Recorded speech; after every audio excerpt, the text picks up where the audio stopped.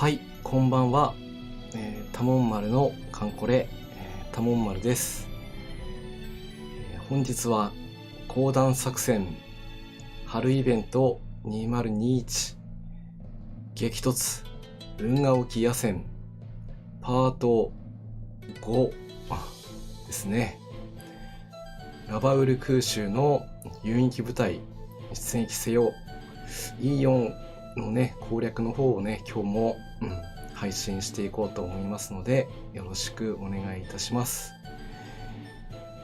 なかなかねここまで来るのに長い道のりではありましたけども、ようやくここまでたどり着くことができました。最初はね、戦力ゲージとして、リコリス世紀がね久しぶりの登場ということでしたけども、なかなか道中も厳しくて攻略ね大変でしたけどね、それを突破したら今度は輸送ゲージが始まって、ギミックを解除して、深海クラインケイ姫がまたね久しぶりの登場ということでまた強敵が現れたというところですね。その後、ギミックを攻略して、削りの方ですね、それも完了して、装甲破砕もね完了しております。なのであとは南方戦艦新世紀を倒すだけというところまでは来ていますけども、あんまり自信が今のところはないとというのもね、装甲破砕前に攻略された方も中にいらっしゃるということだったので、ちょっと挑戦してみようかなと思ってみましたけど、いやー本当に硬くてね攻撃がほとんど通りませんでした。私ではちょっと歯が立たないということが分かりましたので、装甲破砕はしっかりやってきてます。なので最初にその装甲破砕前のシーンを皆さんに見ていただいて、その後南方戦艦新世紀との戦いをね見せて、皆さんのね力をいただいて攻略をしていきたいと思います。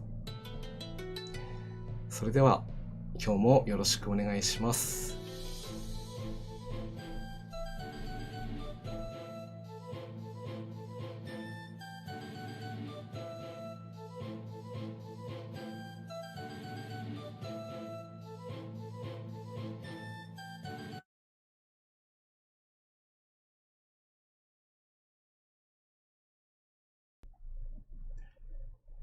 はい、そうしましたらまずは装甲破砕前の、シーンの方ですね流していきたいと思います。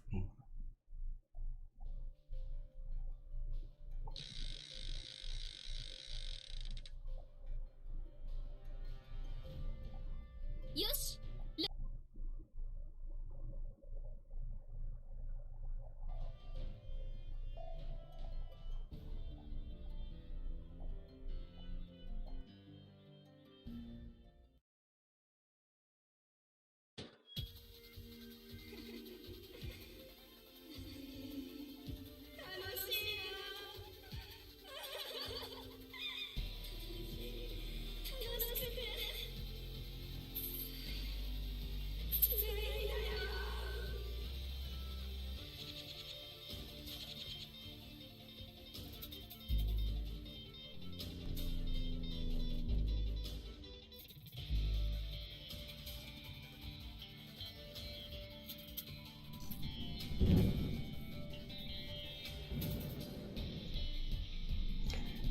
ここで最終段階になったところで、今までは先制ライン機をねしてたところがまた一つ増えちゃうんでね、ここもケアしていかなくちゃいけないし、突球も増えちゃってるんで対空もね非常に強烈になってます。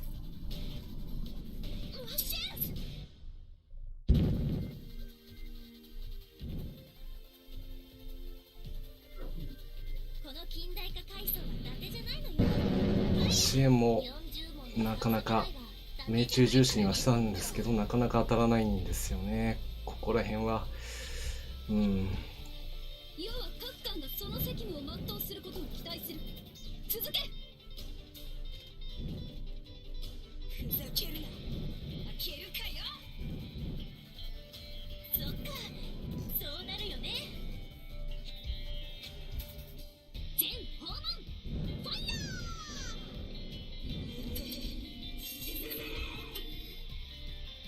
まだ私沈みません。でももう撃たないで。逃しはしません。要は各艦がその責務を全うすることを期待する。続け。割とこの戦いはね、随反艦に攻撃が集中して、ここまでは悪くない展開だったんですけどね。全訪問ファイヤー。逃しはしません。消えるかよ。戦艦世紀にも結構ダメージ与えられて、ご覧の通りね、第2艦隊はもう全て、倒すことができて、あとは野戦といったところですよね。ここまでですといけるんじゃないかなとちょっと思ってたんですが、ここからがちょっと問題のシーンですね。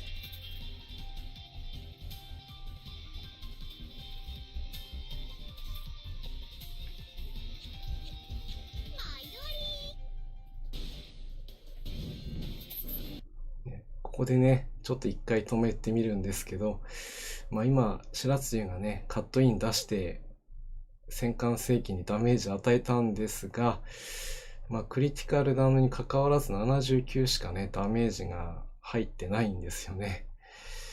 これが装甲破砕前の新幹線機のね、走行値の高さを物語っています。では続けて見ていきましょう。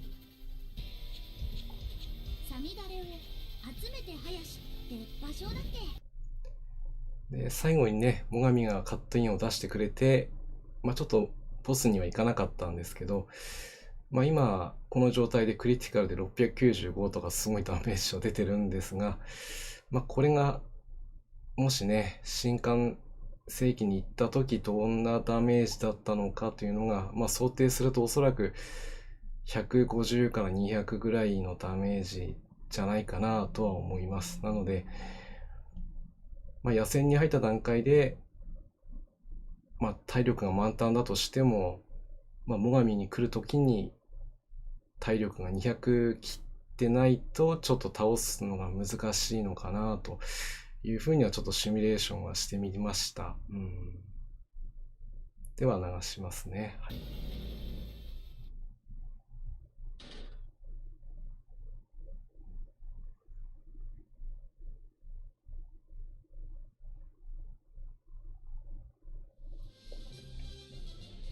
私の活躍見てくれたの？もっと頑張るから目を離しちゃノーなんだからね。これが航空巡洋艦の実力さ。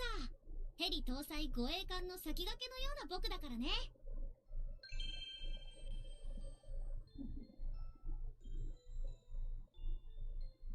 みゆきだよ、よろしくな。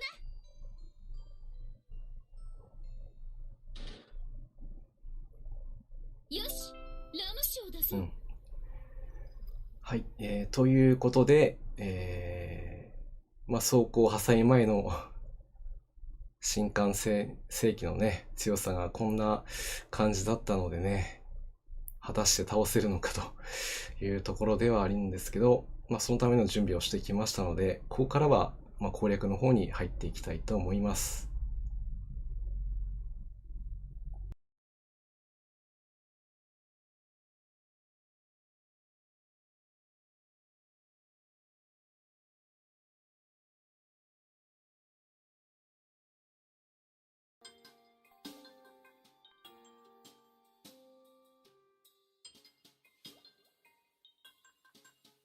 空母級さん、こんばんは。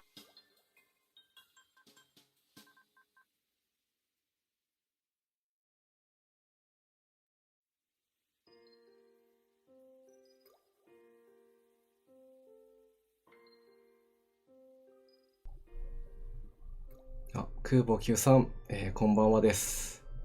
今日も、元気にカンコレやっておりますので、よろしくお願いします。いやー、ようやくね、ここまで、たどり着くことができましたのでね、なんとか皆さんにもいいところをね、見せていきたいと思っております。ではね、今日の出撃のメンバーの紹介からいきたいと思います。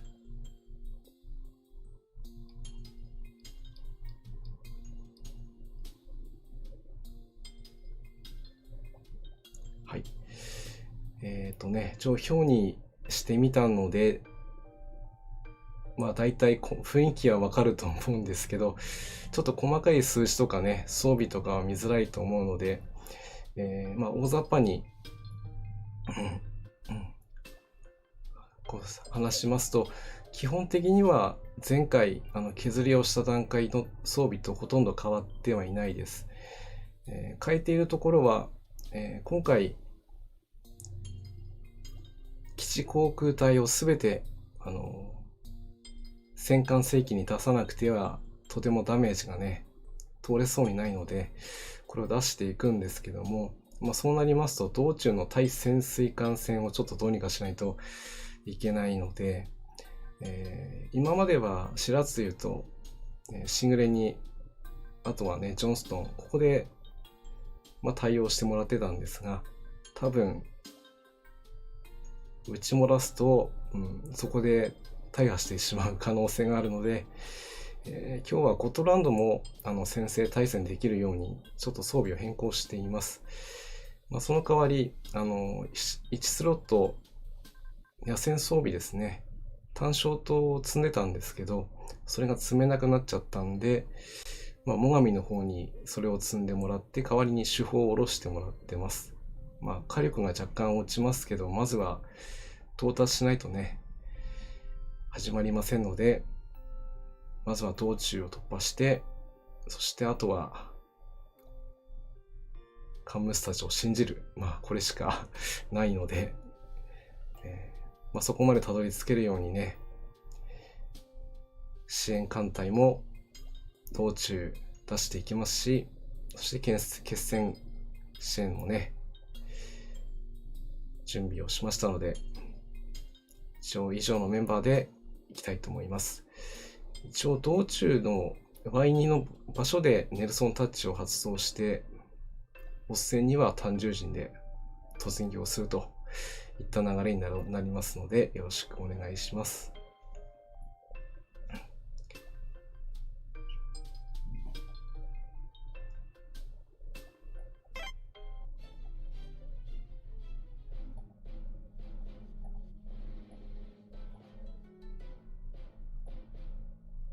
任せて。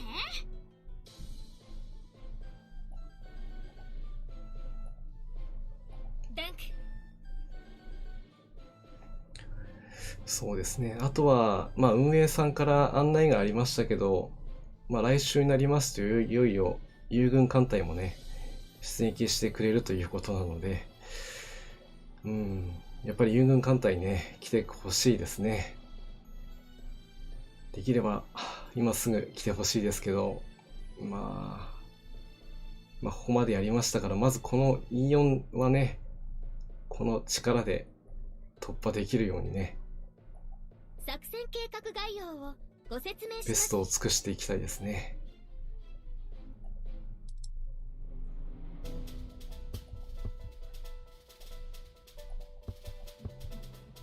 基地航空隊もすべて、準備万端ですね。よし、では行きましょう。公団作戦第4作戦海域作戦要項です。基地航空隊との共同作戦が可能です。はい、コンバインしたっけか。大丈夫かな、ちゃんと、いいですね。ちゃんと連合艦隊になってますね。作戦計画概確認要をは大事。ご説明します。 2度確認して、よし。公団作戦第4作戦海域作戦要項です。基地航そして、ボスマスの Z にすべて基地航空隊を投入と。まあ、これが今私が持てる最高の戦力を出していきます。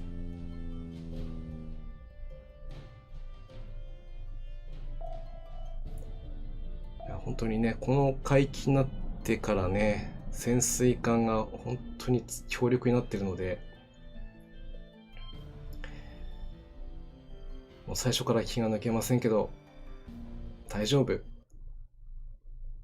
きっと攻略できる。おのおの方、さあ始めるぞ。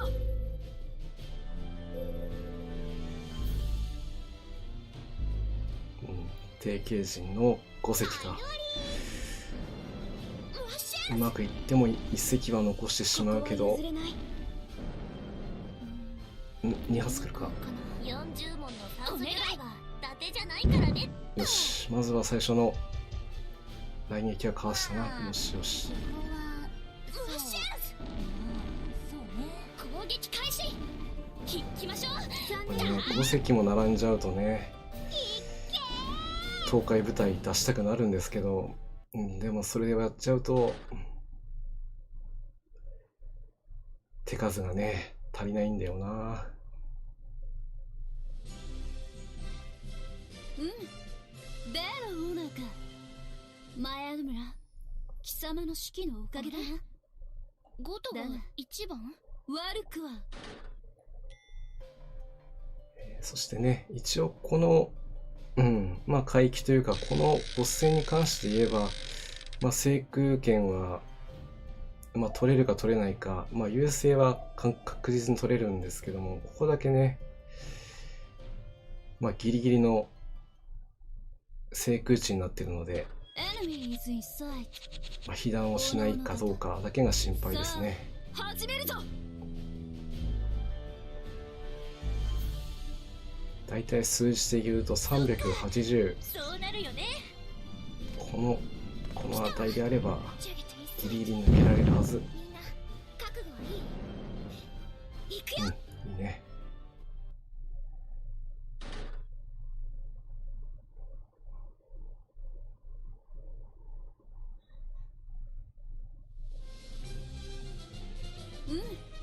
ベロオーナーか。前アドムラ、貴様の指揮のおかげだな。もちろん、この私が一番に決まってるぜ。さあ、どんどん行きましょう。ここからは2回連続のね、水上戦ですが、その前に敵の空襲ということですね。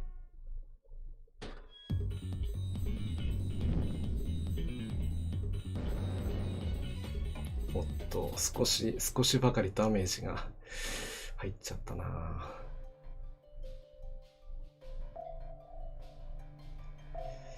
まずはここはね、多分問題なく通れるところなので、安心して見ていけると思う。おのおの方、さあ始めるぞ。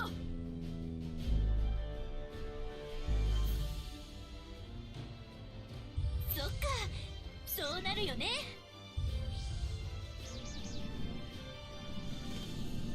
マシャンス。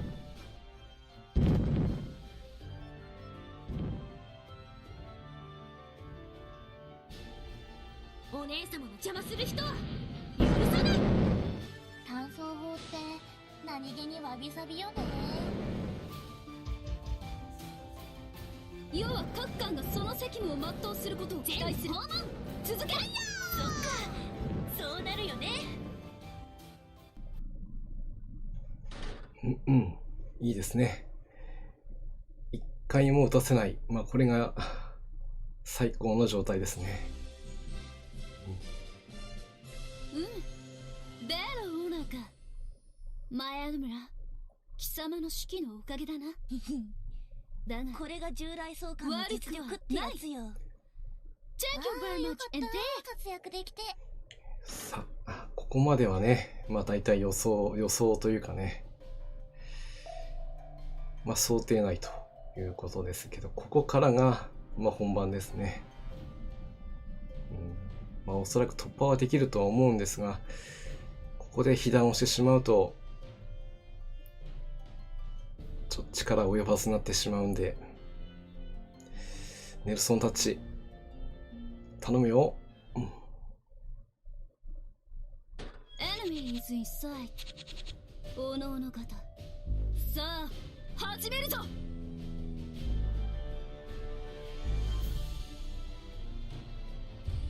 あ行きましょうか。伊勢航空隊発艦始め。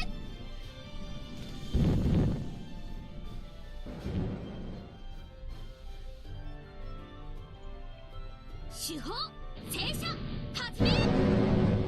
40本のよし、酸支素魚雷援はは伊達じゃないからね。いい支援、悪くないですね。手法1番2番行くぞ。もう一撃だ。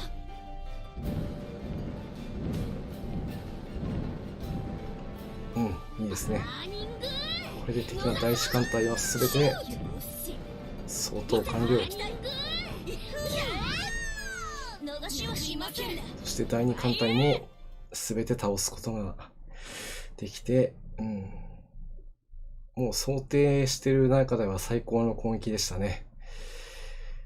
よーし、これで七応勝負にはなりそう。私の活躍見てくれたの？もっと頑張るから目を離しちゃノーなんだからね。これが航空巡洋艦の実力さ。ヘリ搭載護衛艦の先駆けのような僕だからね。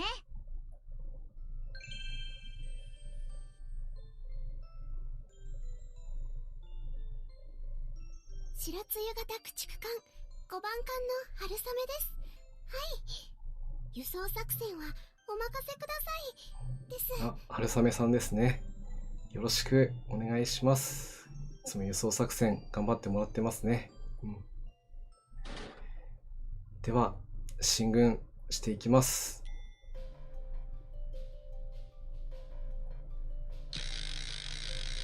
鹿野屋さん、こんばんは。4-3編成に集中してて遅れました。あ、鹿屋さん、こんばんはです。今日もよろしくお願いします。やっぱりね、この海域は、出撃回数も多いんですけどね、編成がとにかく重要になりますから、時間をかける、じっくりかけた方がね、絶対いいです。そして、ちょっと最初にね、流してたんですけど、装甲破砕前になんとか倒せないかと思ったんですが、とても硬くてね、歯が立ちそうになかったので、装甲破砕は終わっているものだと思って、戦闘に入っていきます。第4警戒航行序列、戦闘開始です。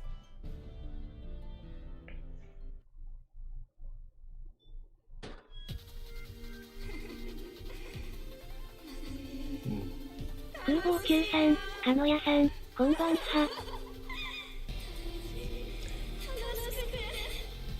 一応画像で今ね、南方戦艦新世紀海のね、ちょうど右下の部分、ここに亀裂が入っていますから、装甲破砕は終わっています。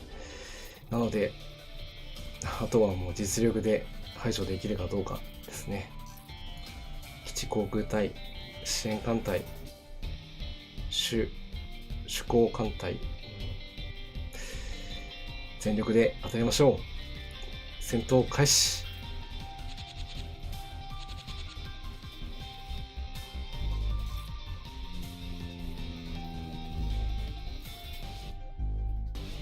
鹿野屋さん、空母級さん、こんばんは。基地航空隊、やっぱりきついですね。大損害と予想はしていたけど、やっぱり見るのが辛い。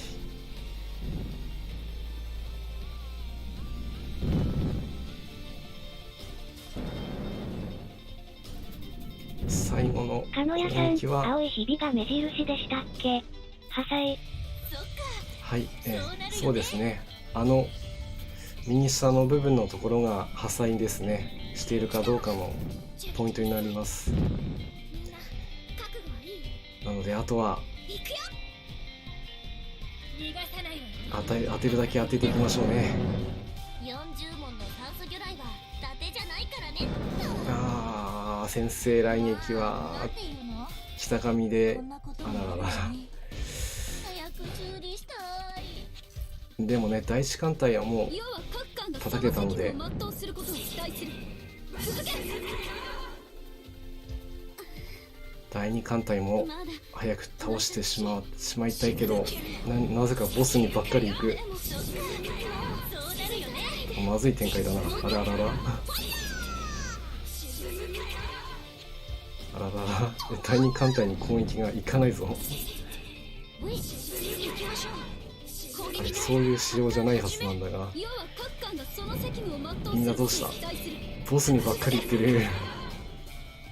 もう大破まで追い込んでくれたけど、これ野戦までいけるよね。そうなるよね。勝利はいらないからね。倒せばいいんだから。おお、なんだ。流しはしません。みんな新世紀に行っちゃうじゃないか。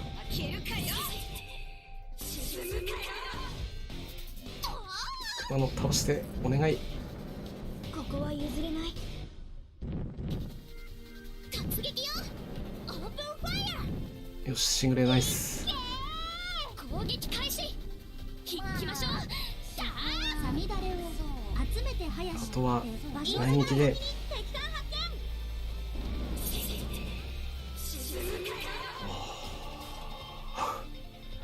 いやー、まさかこれほどダメージを集中するとも思ってなかったんで、ちょっとびっくりなんですけどね。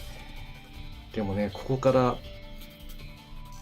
この子粘るんで、まあ2回目の戦いですけど、行ってみましょう。野戦でみんな頼むよ。突っ込むよ。ついてきて。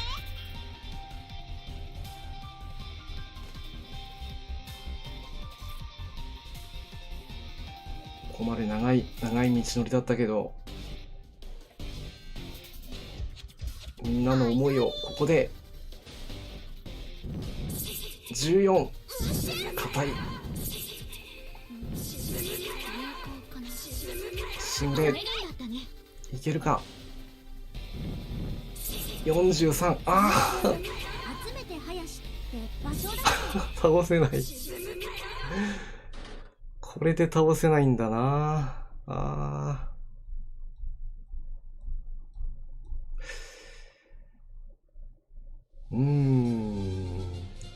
どうしたもんだ。困ったな。え？また私の戦果が一番なの？どうなのさ、ヒューガー。おとなしいじゃん。これで倒せないか。これが航空巡洋艦の実力さ。ヘリ搭載護衛艦の先駆けのような僕だからね。潜水艦専用のために、魚雷を下ろしてたのがあだになってしまったか。なんとも言えないけども。軽巡洋艦、神通です。どうか、よろしくお願いいたします。はい、神通さん、よろしくね。艦隊、戻ったぞ。母校というのは。というね、最初のアタックでしたけど、いかがでしたでしょうか。まあ、カットイン2つ当てて、これでは、かのやさん、ひえそんなにまずい装備はしてないんですけどね。まあ確かに最後、最上がね、カットイン出してれば、まあ落とせたと思いますけど、なのでね、ちょっと、攻撃があんまり集中しすぎたので、ちょっとなんか嫌な予感はしてたんですけど、いいね。でもね、ここまでやれることが分かりましたんで、もう一回行きましょう。ご飯は大好き。よし、これで。ありがとう。これでまた戦い。ただね、基地航空隊がさっき大ダメージ受けちゃってたんで、これだけちょっと心配。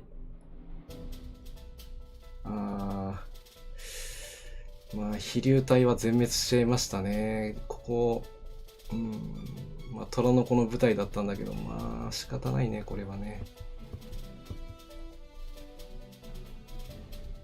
第2航空隊も第3中隊がね、落とされちゃってるし、第3航空隊も全滅してるし、さすがにすっからかんでいくのはな。すっからかんでいったのでは、ちょっと期待値がかなり低くなっちゃうんで、何気にすごくCongratulations! そうだ。まあお風呂もいいよね。ここは基地航空隊の連動もね、ちょっとでも上げておかないとちょっと心もたないので、さすがに修理しとかないとね。2回だけ熟練度付けに行きたいと思いますので、ちょっとお時間をいただきたいと思います。私としたことがちょっと一回ね、コンバイン解除して。選択型400型潜水艦桜、綺麗ですね。作戦計画概要をご説明します。でも1回に 2部隊しかここ出せないからな。じゃあ1回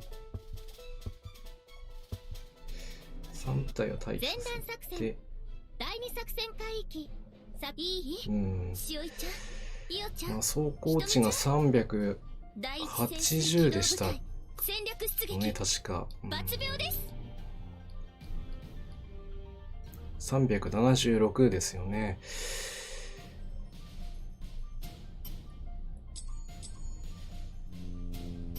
やっぱりこのほんの走行値が通常で306で70上がってるのがね、これほどきついとは思いもよらないというか、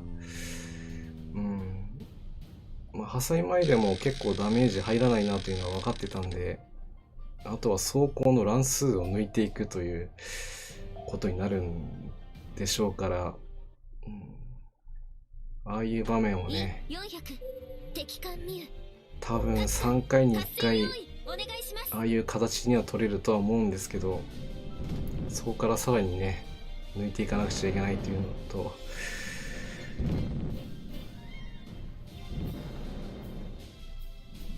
今日中に終わるかな。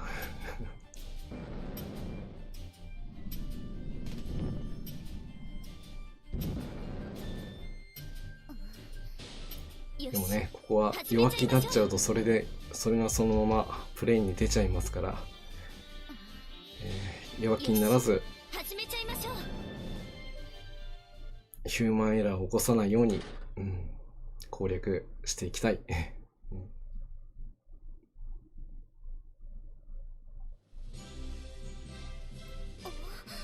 シオンが戦闘型艦隊戻りました。まずは1回目。嬉しい。桜綺麗ですね。作戦計画概要をご説明します。最初まず第1航空隊に1回下げて、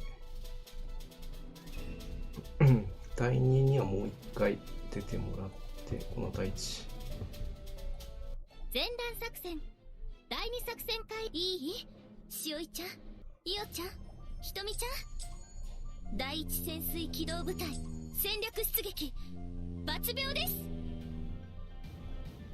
ここは潜水艦部のみんなに、ローテーションして出てもらいます。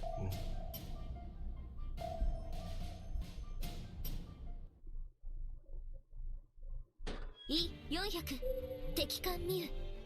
各艦合戦用意お願いします。まあね、講談作戦が始まってまだ1週間ですからね。まあ、イベント期間があとどれくらいあるのかは分かりませんけど、まあ、前回ね、ちょっと攻略がはかどらなかった原因として、最終回帰に到達するのがちょっと遅かったということもあるので、まあ、できるだけ早くね、行きたいところではあるんですけど、まあ、だからといって難易度を下げるとかそういうことは一切考えていませんから、苦しい戦いになるのはね、分かってはいましたけども。シオンが戦得型がお役に立てて。さすがカンコレはね、難しいゲームです。艦隊戻りました、お疲れ様。嬉しいですね、大切です。作戦計画概要をご説明します。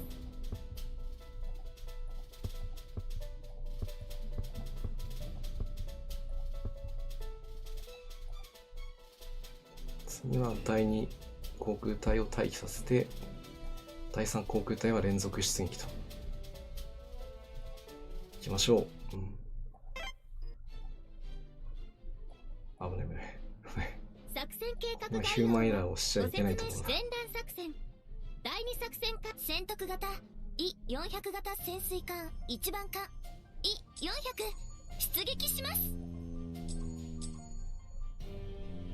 よし、これでまあ2回ずつたった2回でいいかな。でも多分ね、ここの航空対空防御が本当激しいのは、まあ史実にのっとってるといえばそれまでなんですけど、まあ、ラバウルに空襲を攻撃されて、当然ね、されたからには反撃をしなくちゃいけないからということで、まあ、攻撃をしてきた艦隊に対して、まあ、反撃をしたんですけども、まあ、その結果がね、非常によろしくないということもあって、鹿屋さん、来週半ばに友軍来訪。イベ期間派それから2週間ほど、という想定で動いています。来週のね、半ばに、まあ、友軍が来てくれるということで、まあ、それから2週間となるとちょっと時間的にはかなりギリギリといったところになっちゃうんでね。できればもう1週間、3週間はね、欲しいな。綺麗ですね。作戦計画概要をご説明します。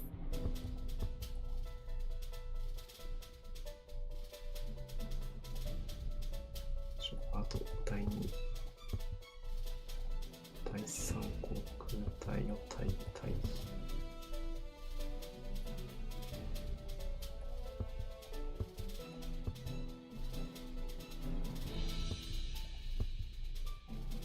2回ずつって言いましたけど、もう1回だけつけさせてもらいます。第2作戦かいい？しおいちゃん、いおちゃん、ひとみちゃん。第1潜水機動部隊戦略出撃、抜秒です。これでまあ1回休息させて、出撃といったところにして、どうしようかな。装備はな。鹿屋さん、最悪、掘り葉時間なければ諦めようかと。合戦用意お願いします。まあね、攻略するのが、まあ、第一目標なのでね、まあ、最終回帰でそうや、まあ、ドロップする可能性がありますけど、まあ、そこは、まあ、攻略できるまではあまり考えずに、よし、始めちゃいましょう。私もまだ風味出てませんけどそこは涙を飲んで、攻略を最優先にしていきたいと思っています。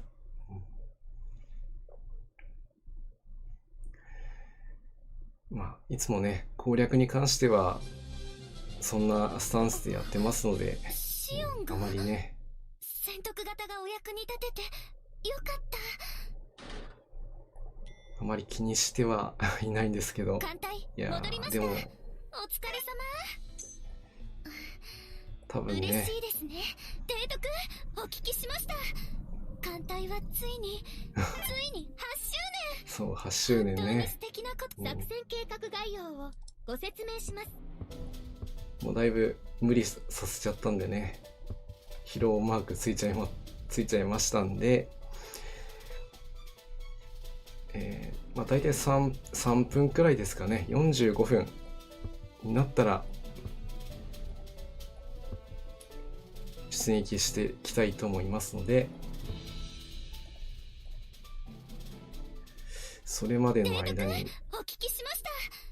艦隊はついに8周年。本当に素敵なことです。皆さんに。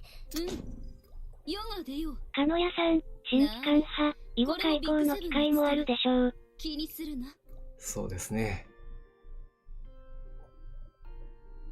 攻略して、それでね、報酬艦として来てくれる子っていうのは、まあなかなか開口するのに時間がかかったりしますけど、まあドロップ艦であればね、まだ若干ですけど希望はありますので、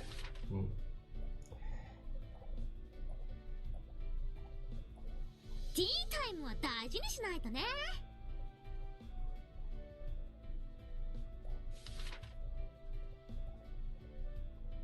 あとはゴトランドね。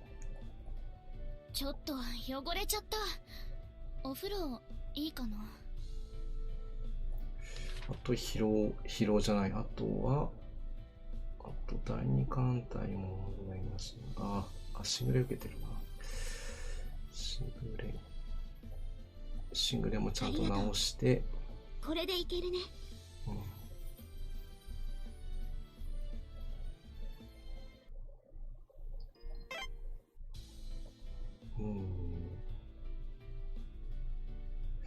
まあ砲撃戦に関してはね、大体問題ない。展開的には全く問題ない。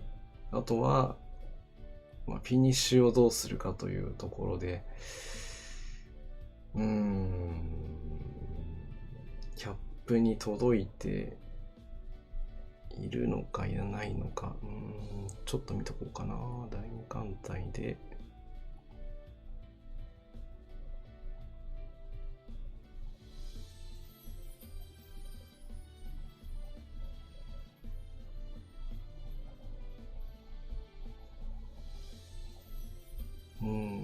まあ大体今の白露の戦闘力でいくと、通常の戦闘力が301で、クリティカルが出れば345のダメージが出るから、まあさっきの走行から逆算すると、まあ70くらいは出てもよかったんだな、じゃないかと思うんですが、あまり出なかったんだよな。まあ白露はまず、しゃなし。あと、北上に関しては、まあ、こちらはキャップ超えになってますので、まあ、通常で360、クリティカルが出れば500を超えますから、まあ、向こう深海生還側からすればおそらく北上が一番脅威になるということで一番沈められたということなんでしょうね。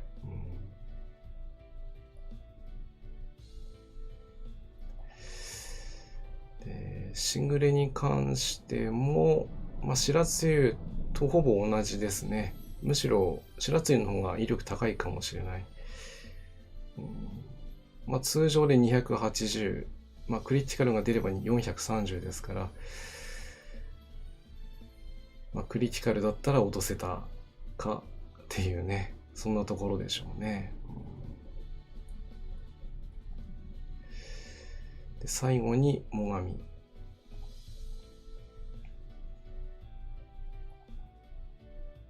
まあ北上ほどではないにしても、まあ、通常で300、クリティカルが出れば490ですか。まあ、そのくらいの攻撃力はね、十分持ってますのでね。まあ、スペック上ではもう、カタルムスペック上では十分勝てるということで、はい。行ってみましょうか。任せて。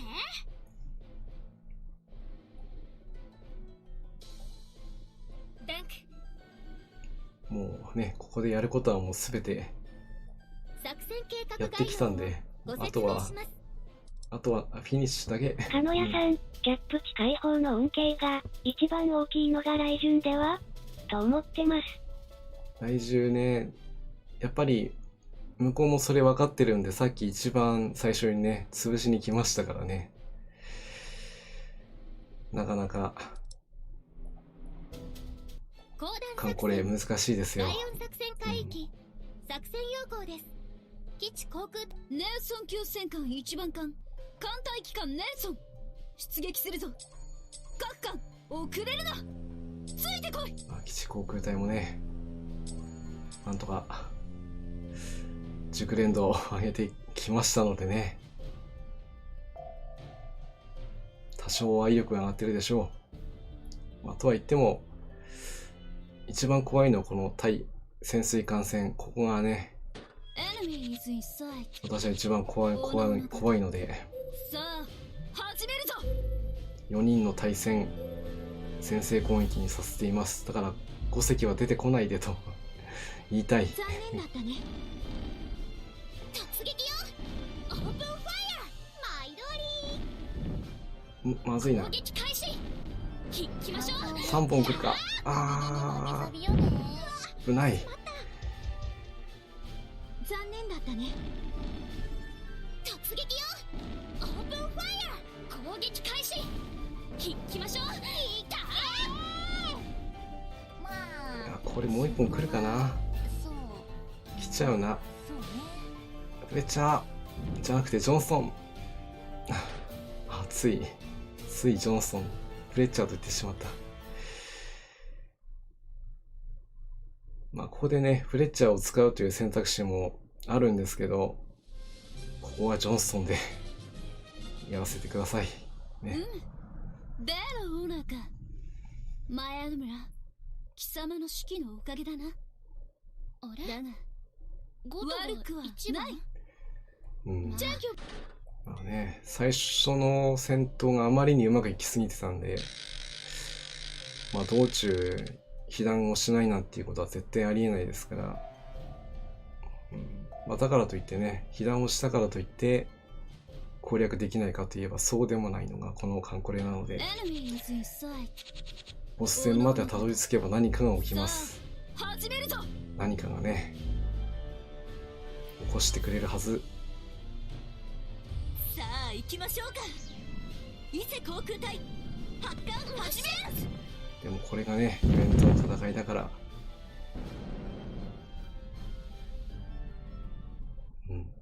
いいね。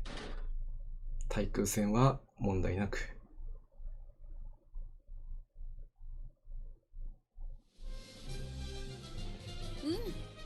でろオーナーか。マヤル村貴様の指揮のおかげだな。もちろん。この私は一番に決まってるじゃん。 Thank you very much and Dave。そうですね。前回、戦艦世紀と戦った時は、綾波がね、まあ特攻艦だったということもあって、まあそれがもうぐっさり刺さりまして、倒すことができたということもあったものですから、やっぱり最後はその攻撃がね、どんな形であろうとも、発艦始め。マシェルズ。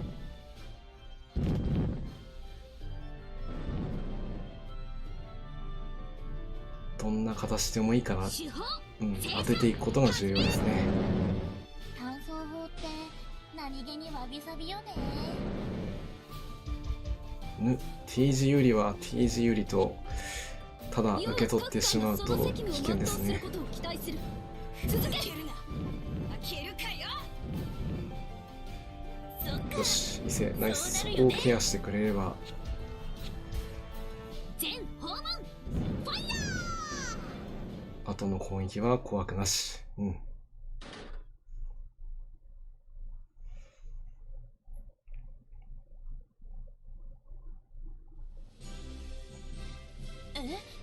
また私の戦果が一番なの？どうなのさヒューガー、おとなしいじゃん。これが従来総監の実力ってやつよ。よし。あとはここの敵の連合艦隊との戦いと、その前に空襲ですね。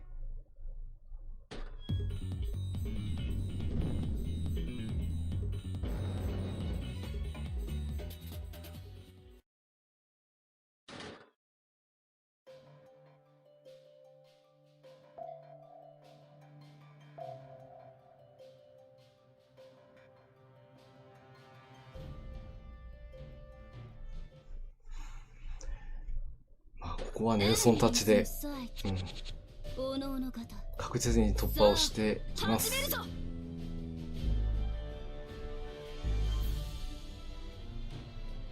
そっか、そうなるよね。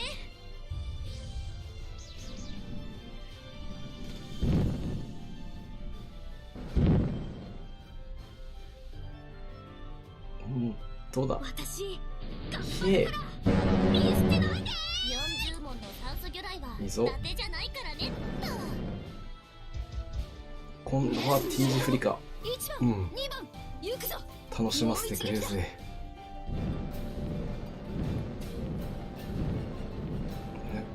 敵のフラッグシップ残ってるか。航空攻撃も電源は伊勢攻撃隊。なあ、かわしたな。ファイヤー。よしよし、その責務を全うすることを期待する。続け。そうなるよね。行きましょう。すべて倒さなくてもいいから。サミダレを集めてなんかまずい予感がする。有効かな。お願い。40問の酸素魚雷は伊達じゃないからね。残念だったね。これはどうなる？いっけー。何発来る？ 2 発か。あ、1発か。あ、また北上来た。まあ狙ってきましたけど、北上かわしてくれましたね。危ないね。なんとかかんとかカスダメ結構受けましたけどね。まず勝破サウスタウンとねなってるくらいでなんとかなってますね。私の活躍見てくれたの？もっと頑張るから目を離しちゃノーなんだからね。これが航空巡洋艦の実力さ。ヘリ搭載護衛艦の先駆けのような僕だからね。ね。道中今回も突破できました。みんなありがとう。よし、ラム酒を出そう。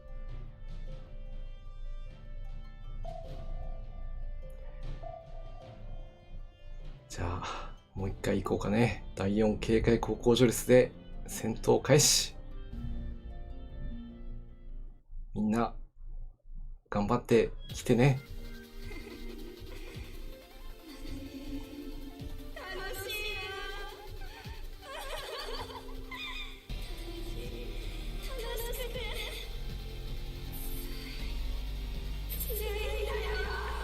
この戦いに決着はつくのかあるのか。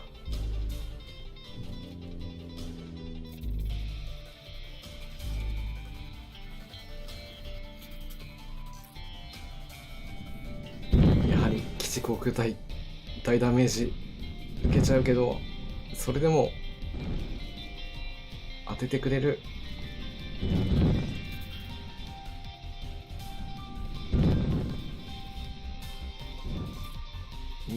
通らない。うわうわ、被害甚大。なんとか敵の空母を中波にするので精一杯ですね。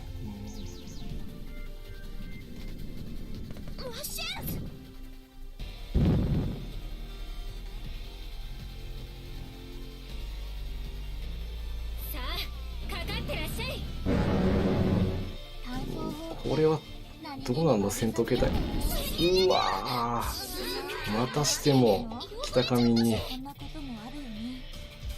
うわ、しかも T 字フリカ。うわ、これはもう責務を全うすることを期待する。続け。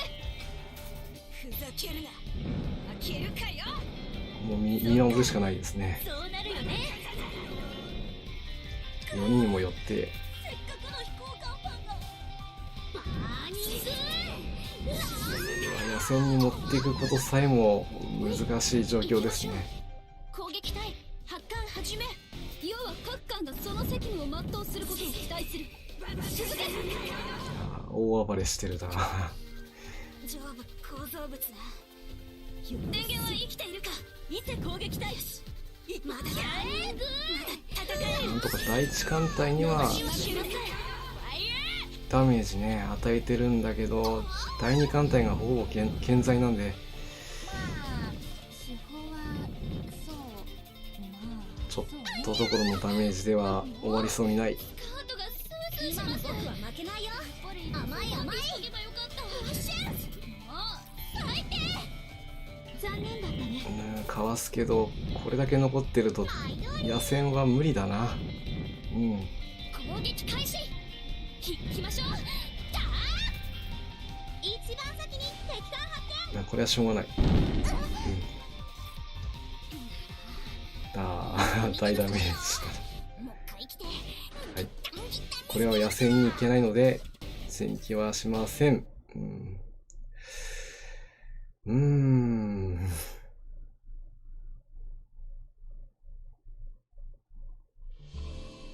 まあ戦術的敗北ですね。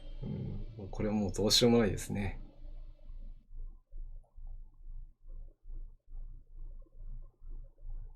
でもまだ帰ればまた来られる。艦隊戻ったぞ。よし、万全だ。ご飯は大好き。よし、これで。ありがとう。これでまた戦えるわ。だな、基地航空隊がな、とんでもないことになってるな。だいぶ汚れちゃった。日本のお風呂。まあお風呂もいいよね。ねえ、おいち。電源、電気回路、入念に確認を頼むぞ。さすがに修理しとかないとね。一番の一丁羅王。みんなに迷惑かけてるかな。この分は修理に入るよ。修理の方はこれで。どうして味方同士でぶつかるかな。修理の方はあとはエクスキューゼも申し訳ありません。よし、これで修理の方は完了と。また問題はこっちね。こっちご説明します。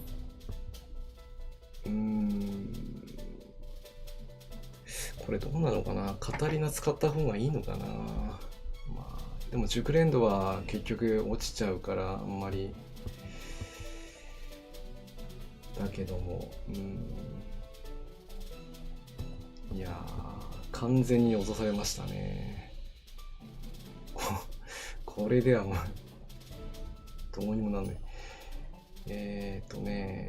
ちょっとね、さすがにこれだけ基地航空隊がやられてしまったのでは勝負にならないので、また熟練付けしていきたいと思います。はい。いや早いですね。もう9時になっちゃいましたね。今度は第一潜水隊機関 E14 出撃するから抜秒。作戦計画概要をさっきは3回出撃させたから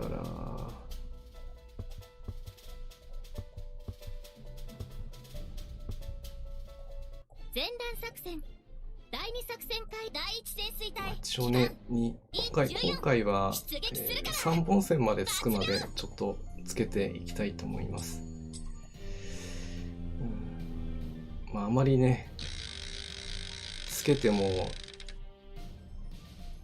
それほど劇的に変わるわけではないんですけど、全くないとあるとでは、それはまた効果が違ってくるので。発戦用意。潜望鏡進度1番から4番発射管開け。あとは、熟練のついてる3、4型ね、そちらの方がまだ予備で残ってるので、2つくらいの中隊はそれと入れ替えをして出していこうかなと思います。いくよ。一番かのやさん、どうか焦らずじっくり取り組んでください。あ、かのやさん、ありがとうございます。潜望鏡まあね進路、ここまで来たら1番から4も番う焦る必要はないですし、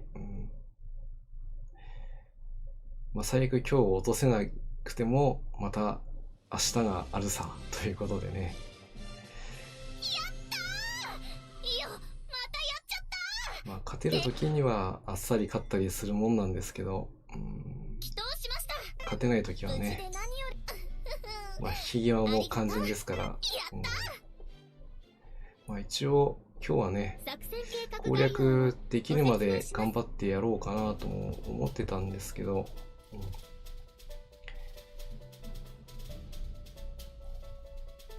最初でちょっとつまずいちゃったところから考えると、今9時過ぎてますから、10時ですね。10時頃までちょっと頑張ってみて、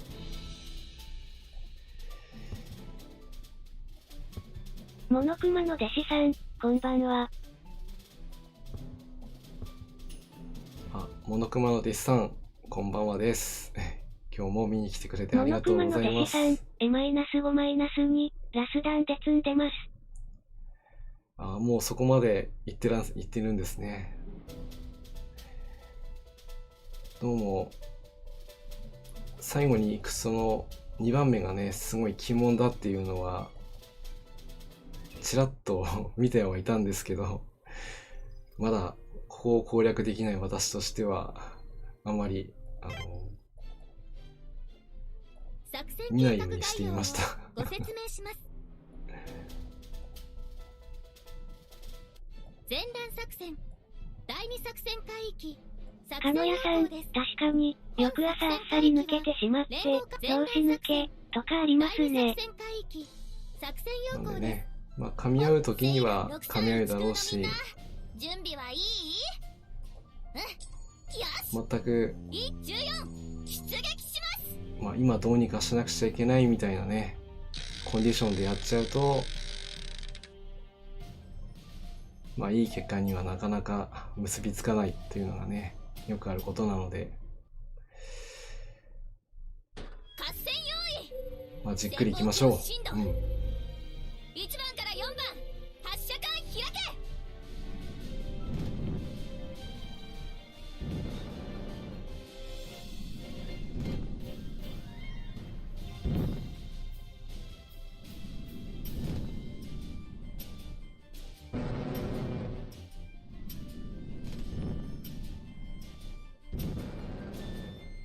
いくよ。1番から4番。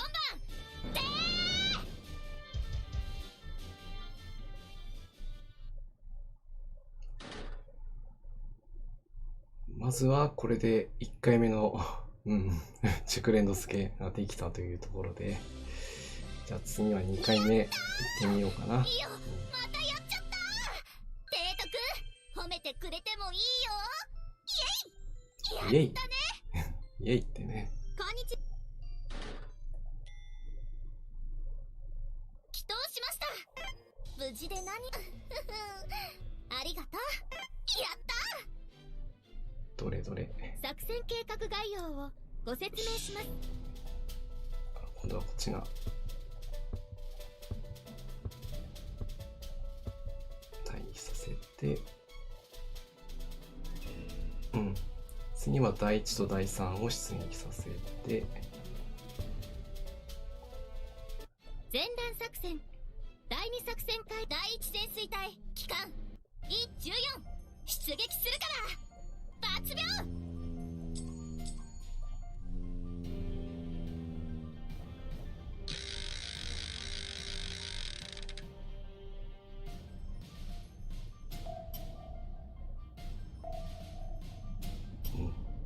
でもね、ここで苦労すれば苦労すればというか、1番から4番。まあ、前段作戦では、まあ、正直ね、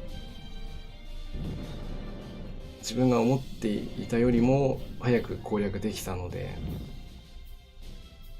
多分後半それが攻略できないっていうかね、難しくなるんじゃないかなというふうな予感はしてたんですけども、こ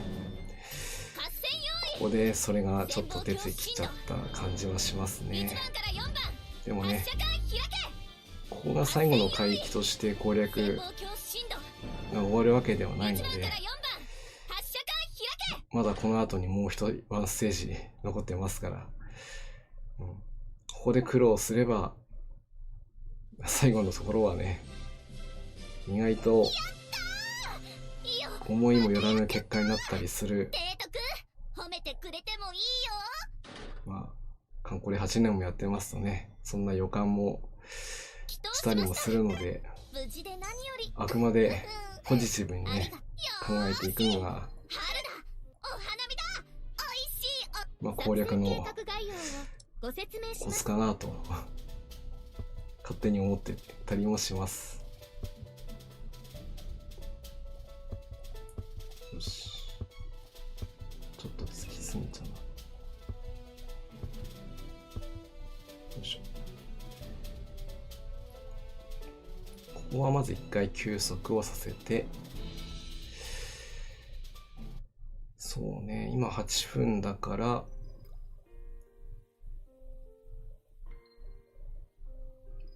3分かな。11分から12分くらいになったら出撃をさせましょう。で、基地航空隊の編成もちょっと変えます。熟練のある航空隊ね、まだ若干ですけどありますんで、最初が強いんだよな。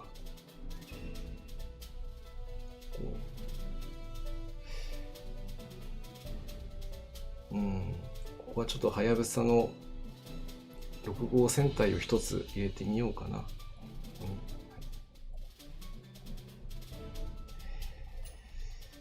そして、第2中隊の方の銀河を一つ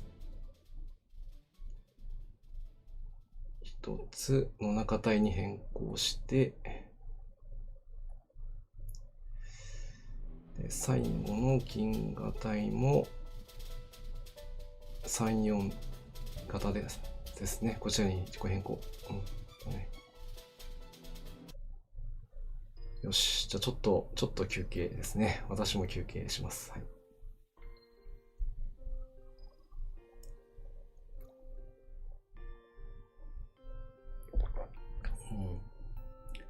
いや、皆さんはまあイベントね攻略進んでるかと思うんですけど、どうでしょう、この新世紀の攻略した時というのはどんな感じだったでしょうか。もしね、ご感想、ご指摘、アドバイスでも何でもありましたら、コメントいただけると嬉しいです。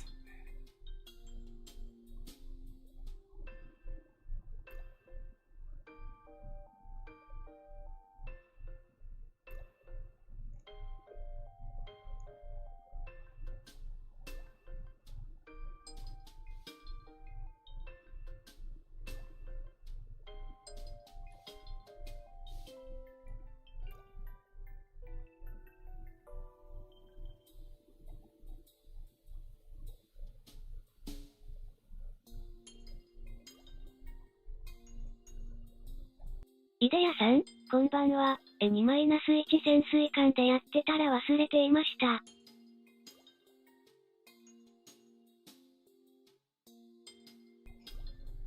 イデヤさん、こんばんはです。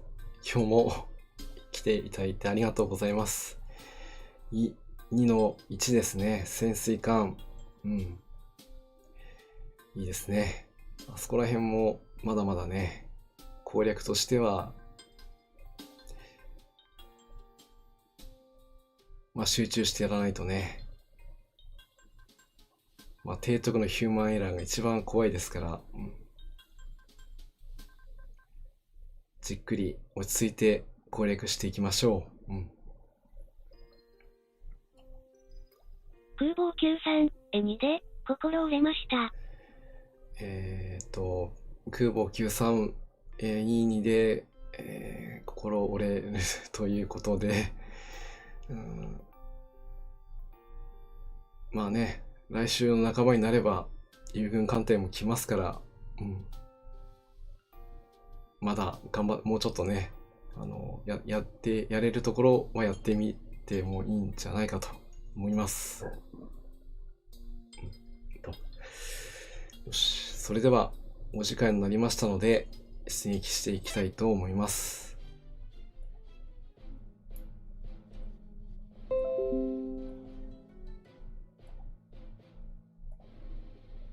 任せて。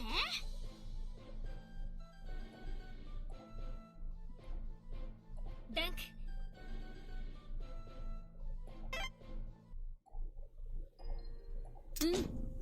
世が出よう。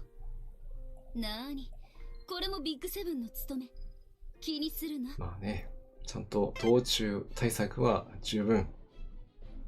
作戦計画概要をご説明します。ボスの対策も、したつもり。ここも書いておこうか。虎の子のもう航空隊は全て出していきます。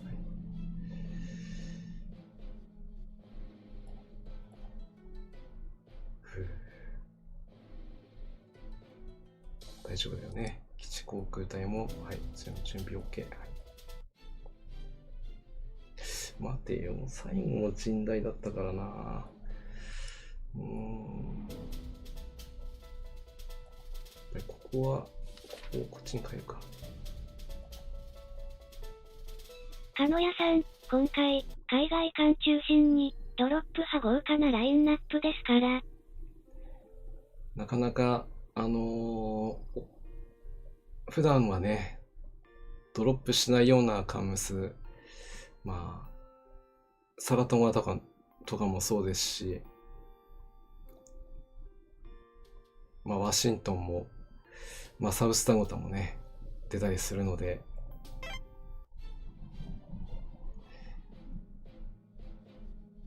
本当はね、そっちも楽しんでやりたいんですけど、まあさっき最初の方にも述べましたけど、もう攻略に全てを傾けていきたいと思ってますので、作戦計画概要をもしね、ご説明します。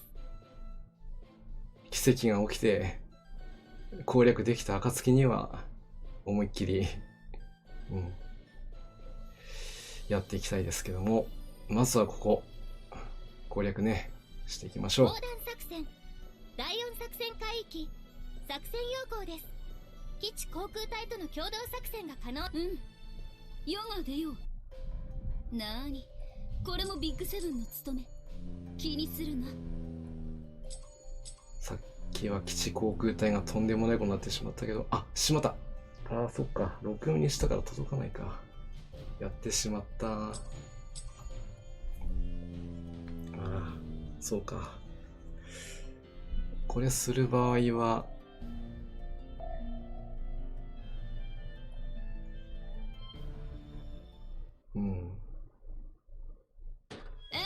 飛行艇を支援に出す必要があったな。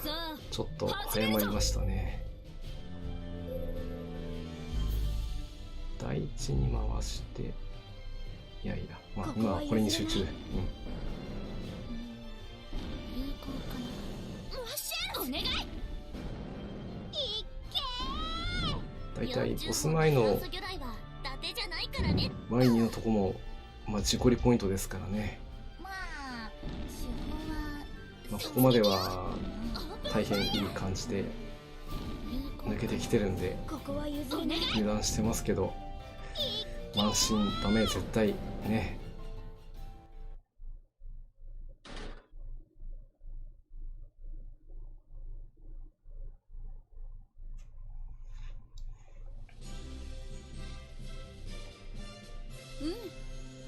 かのやさん、案外、攻略中にポロッと来てくれることもありますから。そうなんですよね。攻略中にね、来てくれると、だいぶ、精神的にも、安定して安定剤っていうことになってくれるんで、ありがたいんですけど、でもね、それは本当に可能性としては、あんまり高くないんで、あくまでね、出たらラッキー程度で考えています。さあ行きましょうか。伊勢航空隊。でも皆さんの中にはそうやって出ていらっしゃる方もいるとは思うんで、みんな覚悟はいい？行くよ。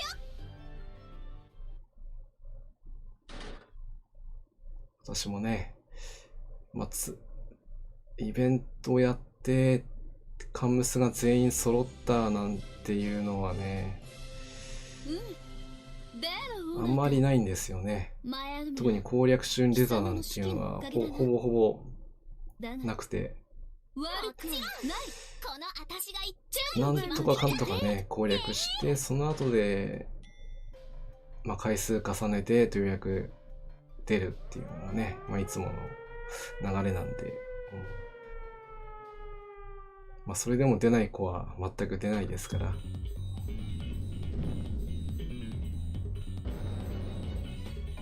その時は、これは縁がなかったなということでちょっと諦めるしかないんですけども。でもね、できればですけども、宗谷だけはね、ゲットしておきたいなと思います。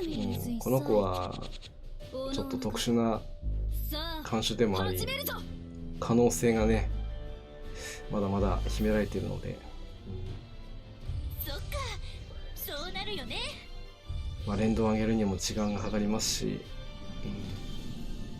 このイベント中にどうのこうのっていうことではないんですけど、今後のためにね、私、それも攻略中に出てきてさえくれればということで40す。問の酸素魚雷は伊達じゃないからねよし、投稿戦。要は各艦がその責務を全うすることを期待する。よし。そっか、そうなるよね。訪問ファイヤー。ふざけるな。開けるかよ。砲撃戦は全く問題ないね。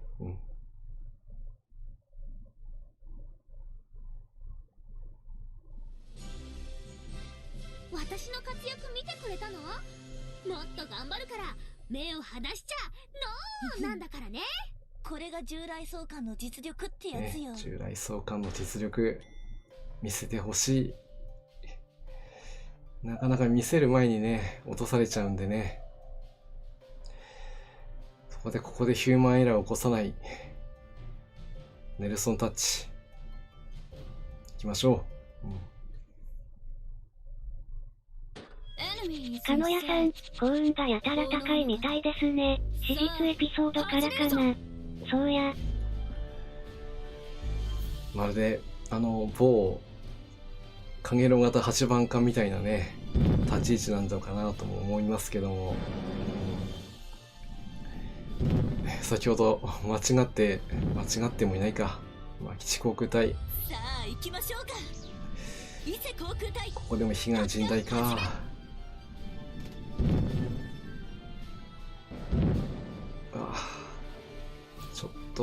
ちょっとばかし航空戦でもダメージ入り始めましたね。40問の酸素魚雷は伊達じゃないからね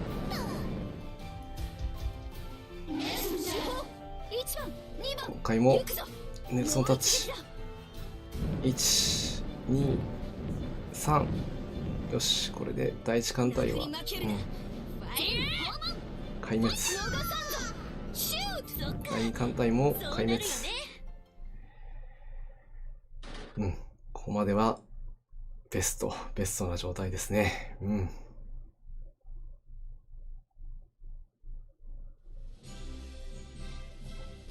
私の活躍見てくれたの？もっと頑張るから目を離しちゃこれが航空巡洋艦の実力さ。ヘリ搭載護衛艦の先駆けのような僕だからね。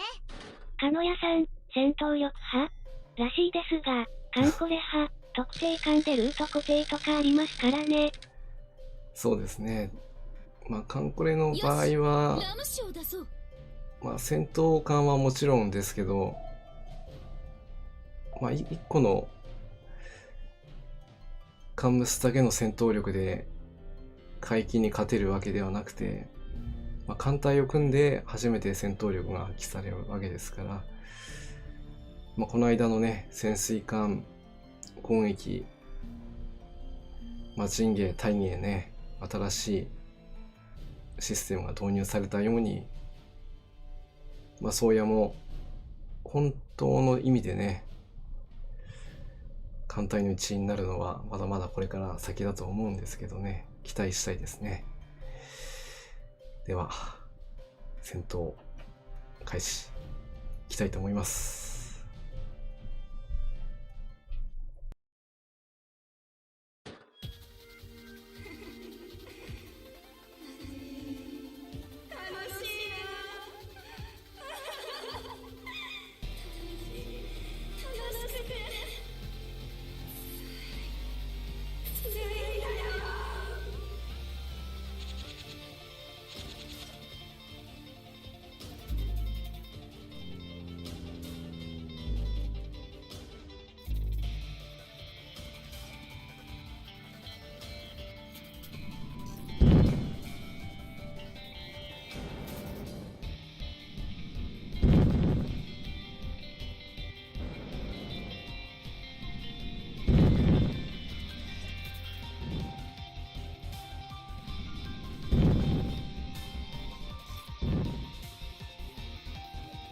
そっか、そうなるよね。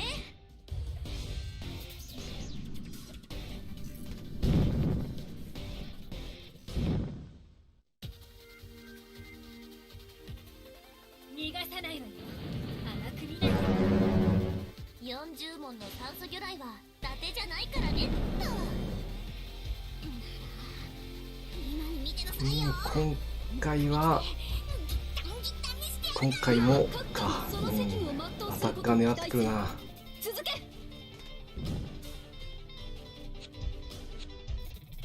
ふざけるな。戦闘形態はね、同行戦なんで悪くはない。ラーニングそっか、そうなるよね。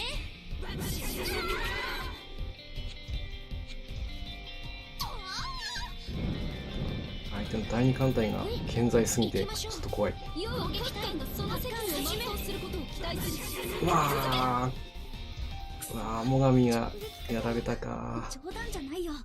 そっか、そうなるよね。全訪問ファイ7か。逃しはしません。ふざけるな。開けるかよ。静かよ。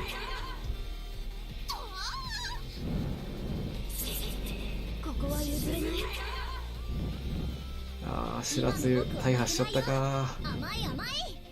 毎通り。攻撃開始。行きましょう。もうこのまま行くと北上しかダメージが見込めないんだけど、おお、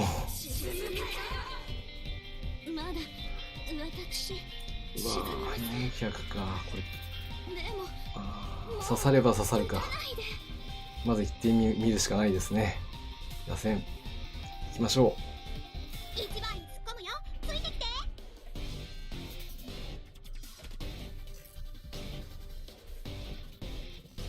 行けなかった残っちゃってるからボスに行けませんでしたね。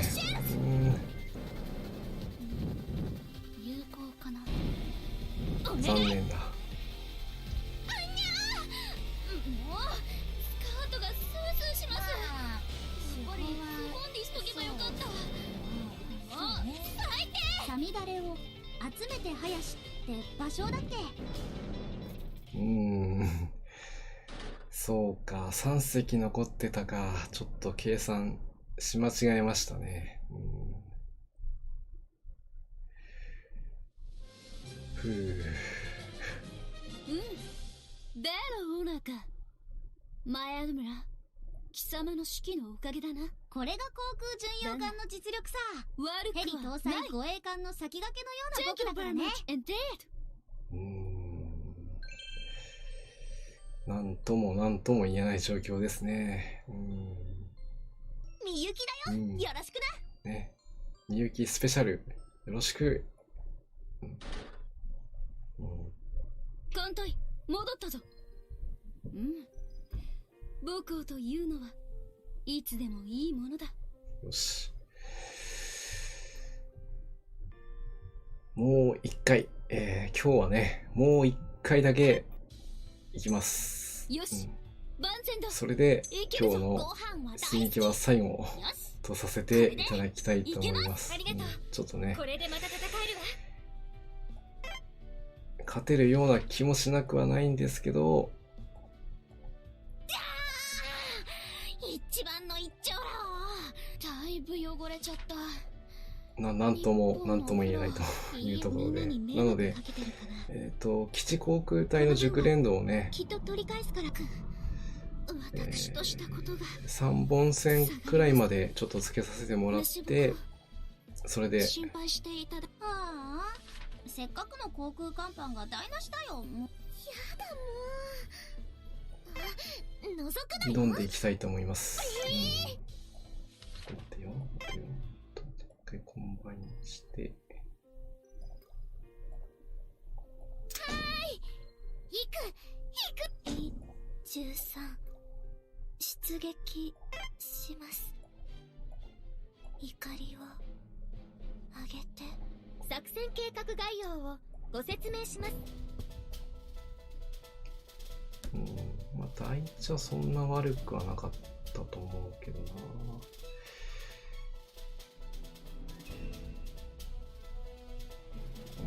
よし、ここはやっぱりもうヒリを出そう。2つ出して、で第3航空隊はやっぱり戻しとくか。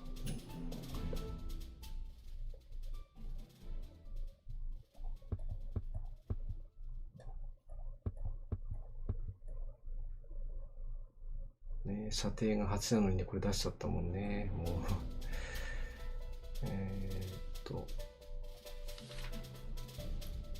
で銀河に戻す。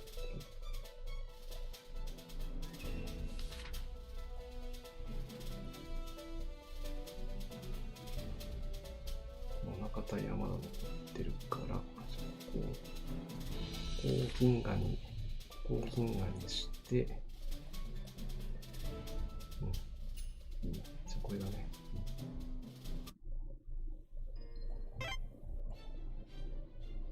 作戦計画概要をご説明します。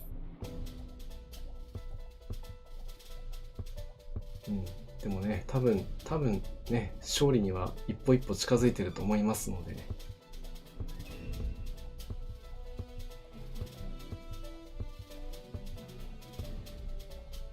前段作戦、全く、心配はしてないです。はい。必ず勝てる。必ず。出撃します。よし、艦隊。あとは相手の第二艦隊をうまく落とせたのはやっぱり最初の攻撃だったのはやっぱ熟練度がちゃんとついていたからということなんですよね。まあその後2回とも熟練度はつけたものの、まあ最初ほどではなかったので威力がという感じでしたから。なので最初に立ち返ってきちんと熟練度をつけてボスに挑んでいく形をとって今日は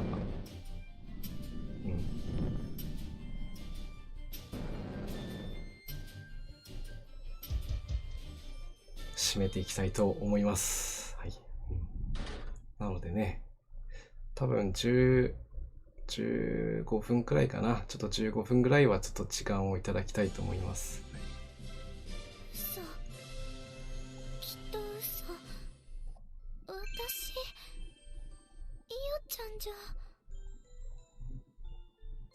なんだ。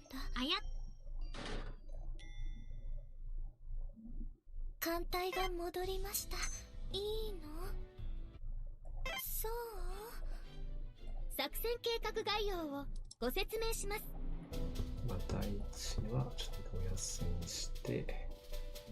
かつお節さん、たもんまるさん、皆様、こんばんはです。あ、かつお節さん、こんばんはです。今日もね、見に来ていただいてありがとうございます。ガンバです。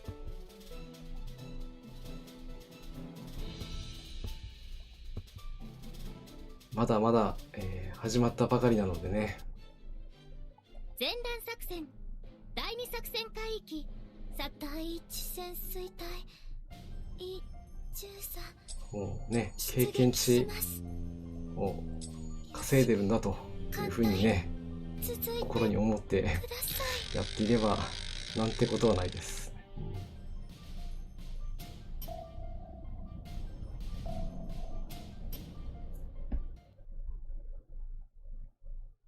今度は私が先に見つけました。行きましょう。合戦準備。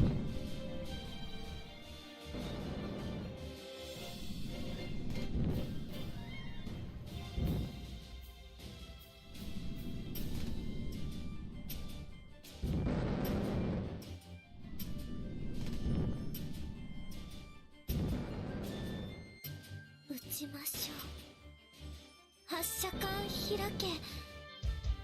1番2番撃ちましょう。あ、そういえばかつお節さんも、先日配信されていたと思うんですが、攻略の方はどんな感じでしょうか？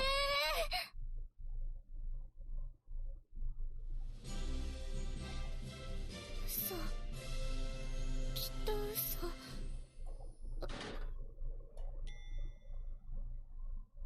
艦隊が戻りました。いいの？第一潜水隊で作戦計画概要をご説明します。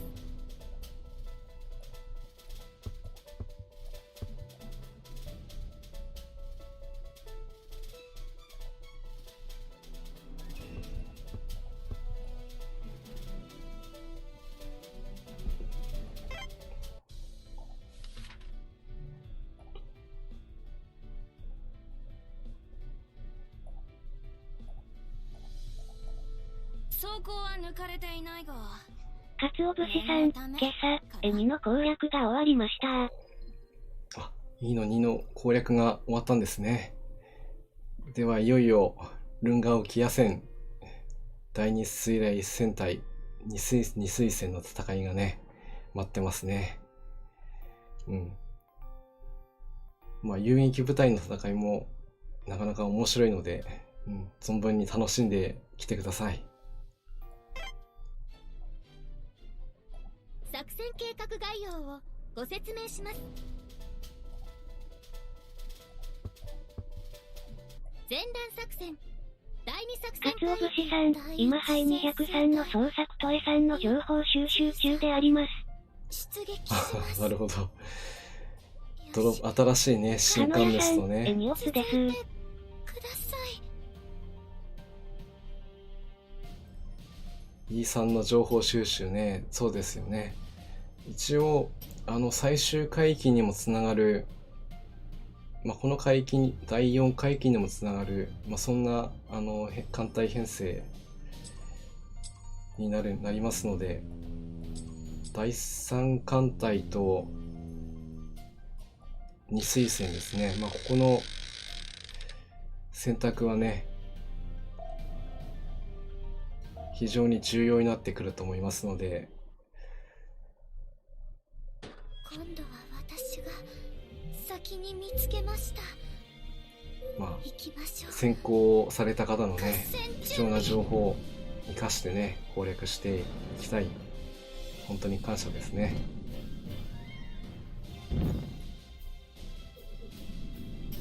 かつお節さん、遊撃戦、楽しみたいと思います。そうですね。もしかしたら、かつお節さん、かのやさん、おつわりです。行きましもしかしたら遊撃戦するときに、司令部施設ありますからね。はい、メモメモ。用意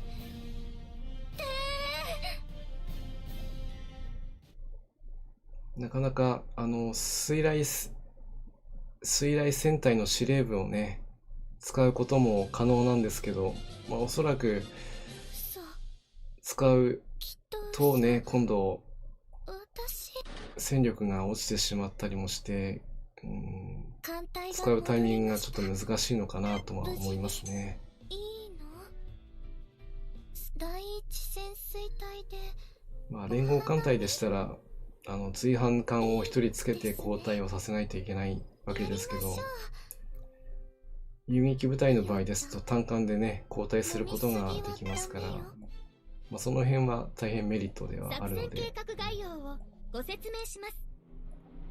うまく活用すれば、攻略がはかどるだろうと思われます。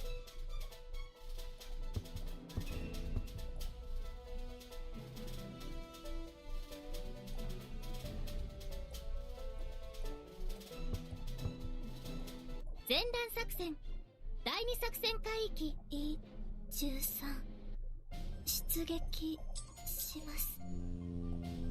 怒りを上げて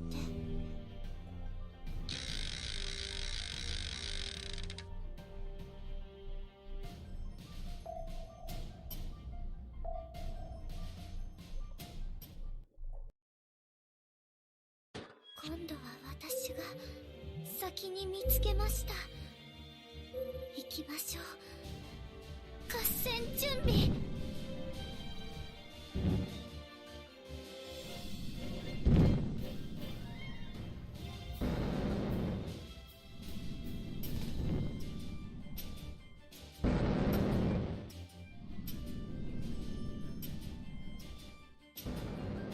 かつお節さん、精鋭水雷司令部の情報感謝です。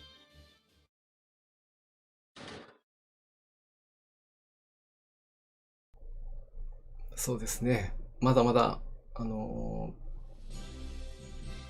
友軍艦隊もね、これからやってきますので、私、イオちゃんじゃ。使える戦力はね、十分、そうなんだ。十二分に使っていきたいですね。艦隊が戻りました。いいの？そう？作戦計画概要をご説明します。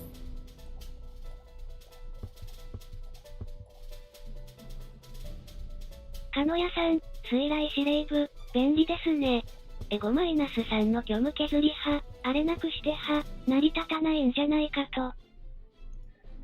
と。そうですね。最後のところも、今回のイベントでは、一番の目玉なところなんですけども、第二作戦海域レイテ砲弾戦の時の西村艦隊ですね。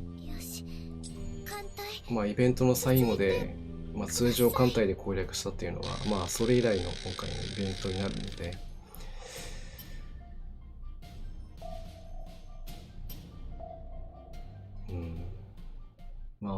ちょっとね、情報的には私もまだはっきり精査してないので、ただ一つ言えることは、無傷でね、ボス戦に到達するのは容易でないと。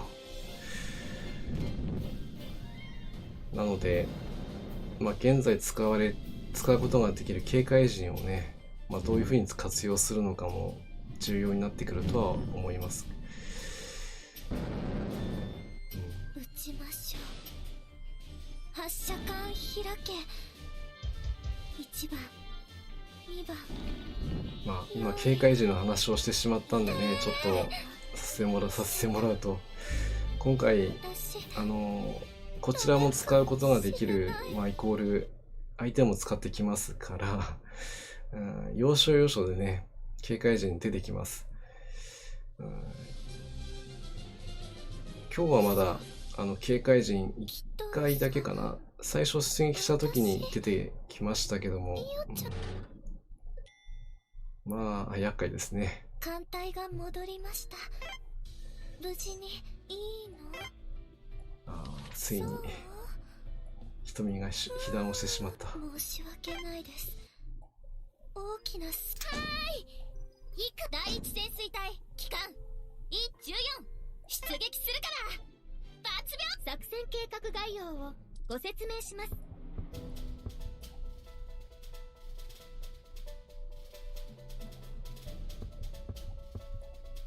これはもう第2航空隊一回休ませないとダメだな。第3もちょっと休ませて、第1か。ちょっと1分ぐらいはお休みですね。かのやさん、今へ 4-3 ですが、話に聞いていた通り、関西機落ちまくりですね。意外と、ジェットが、頑張ってくれてます。4-3は、深海クラゲ姫ですよね。あそこは制空を取るのがちょっと、難しいところになっているので、まあジェットね、アプデが入って、まあ回避能力がついていますからね、結構活躍はしてくれるんですけど、まあ今回はあまり大型艦使うのが最終回帰に集中しているのでいいんですけども、鋼材をね、ジェットの場合は消費しますから、そこを気をつけたいですね。なんか、頭おかしい新型。なんかね、深海星艦も新しい、なんか出てるみたいで、接触した時にちょっと見えたりするんですけど、また向こうも新型をね、出してきてるのでね。対空カットイン、そしてあとは、もし可能であれば、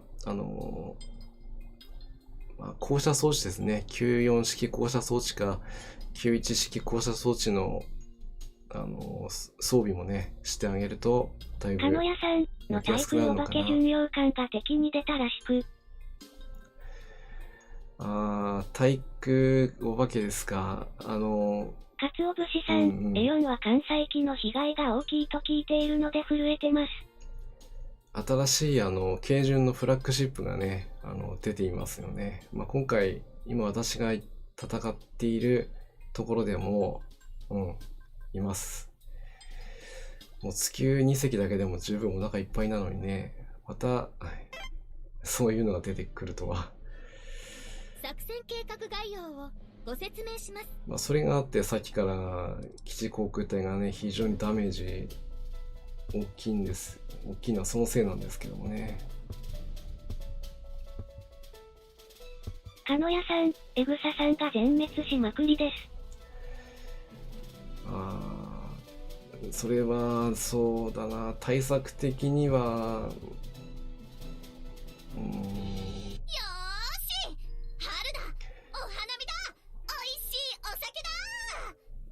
関西機のスロットルで、24機以上のね、スロットルのところに、艦上攻撃機か艦上爆撃機搭載してあげれば、撃墜率は多分、2、30% くらいになると思います。それ以下のスロットルに配備しちゃうと、撃墜率が多分40から 50% くらいまで上がっちゃうんで、できれば艦爆は少しでも多いスロットルの方に配備してあげると、生還率はかなり高くなると思います。村田隊もね、そういうこともあるので、できるだけ、多いスロットルのところで使ってあげましょう。作戦計画概要をご説明します。よしな。前段作戦第2作戦海域第1潜水隊機関 E14 出撃するから抜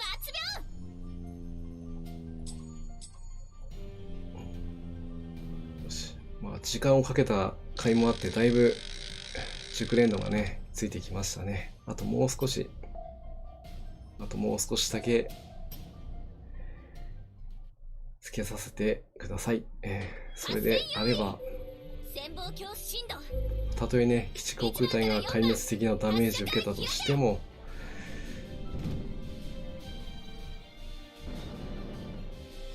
敵の前衛を少しでも削ってくれるはずです。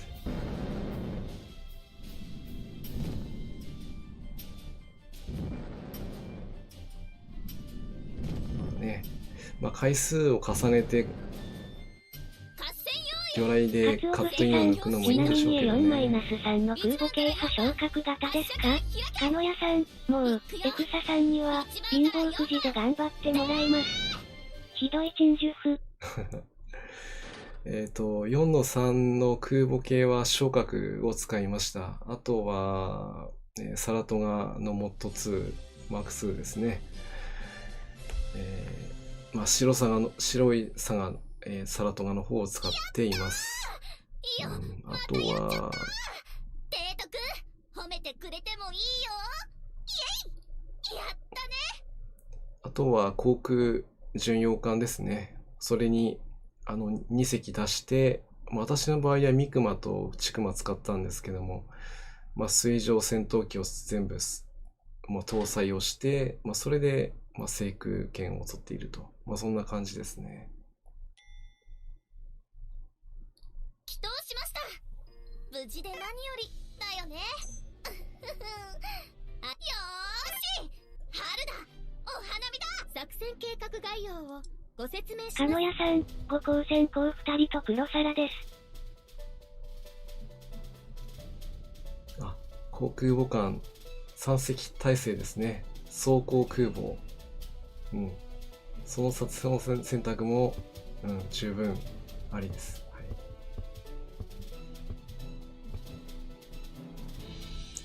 い、なんで、おそらく戦艦正規空母を合わせて3隻までは投入できますので、あとはその組み合わせでしょうね。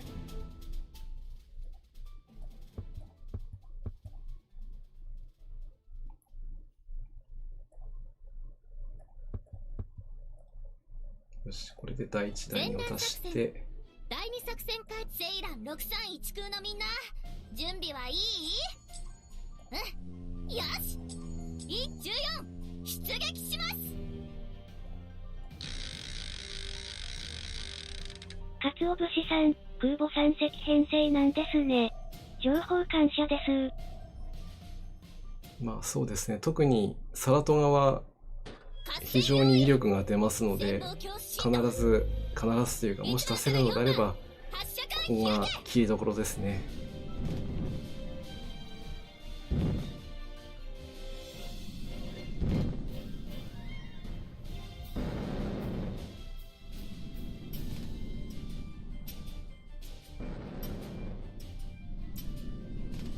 そうですね。あとその海域で気がついたというか、今コメントにもありましたけど、サラの特攻大きいですね。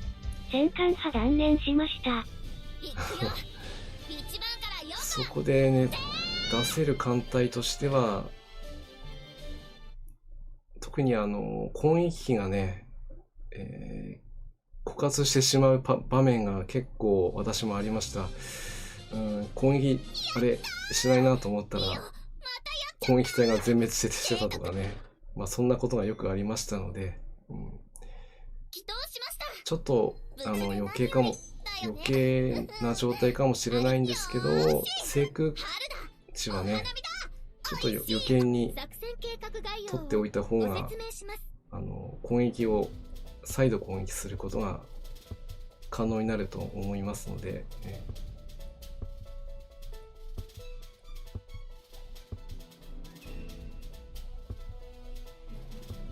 急速ともう一回出撃だな。ちょっとこれ一回休息させて、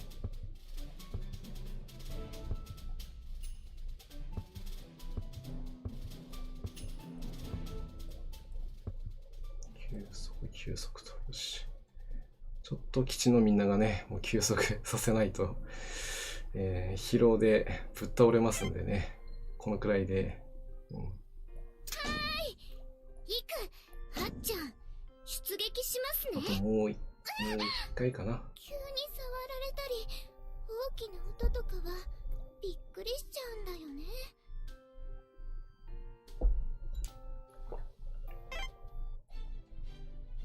作戦計画概要をご説明します。前段作戦、第二作戦海域、長距離航海の連度なら誰にも負けません。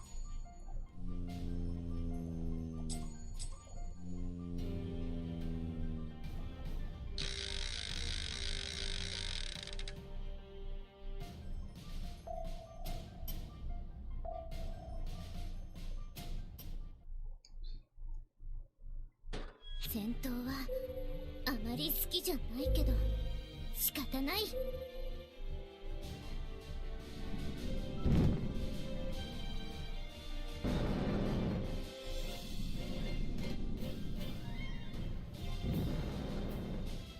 かのやさん、最大スロに、ネームド観光、次に分式機積んでました。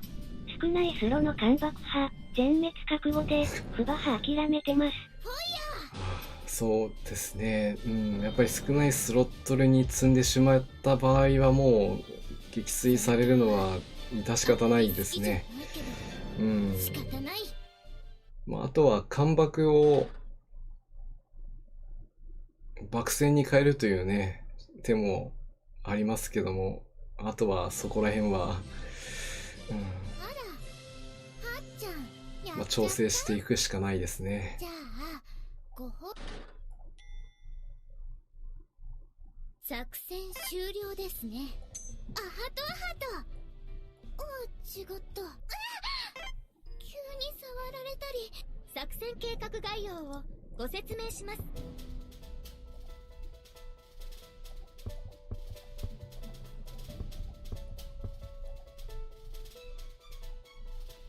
よし、もうちょっとだな。8周かつお節さん、エグサエ。年。それは嘘でし。作戦計画概要をエグサご説明します。村田殿ではなくて今度はエグサ殿になってしまったか。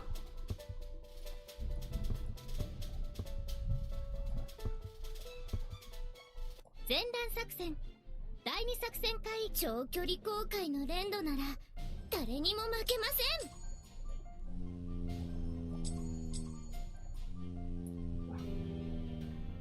よし、あともう一回出撃したら、出撃ね、最後の出撃していきたいと思いますので、もう少しお付き合いいただけると嬉しいです。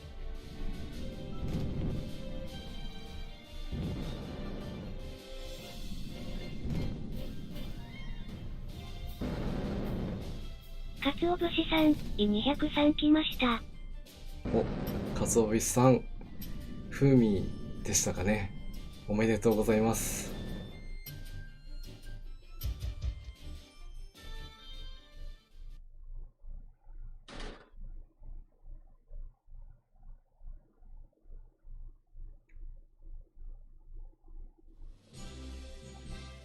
あら、はっちゃん、やっちゃった。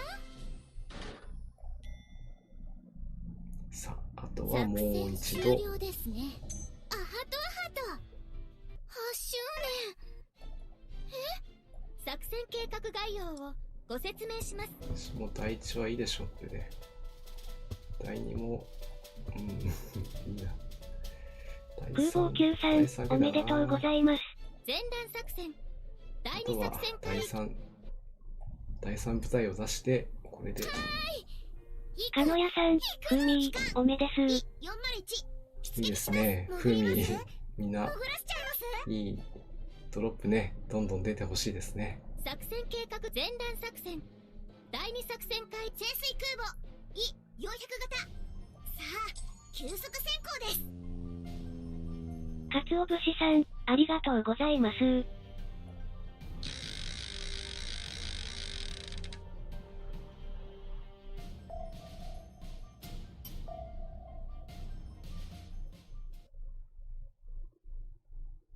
よーし、401の華麗な戦い。最終回帰じゃないけど、ここでの最終戦闘はこれでもう3回か。でも全部ボスまで到達して、よーし、野戦は2回、始めちゃうよ。1回はダメだったし。よ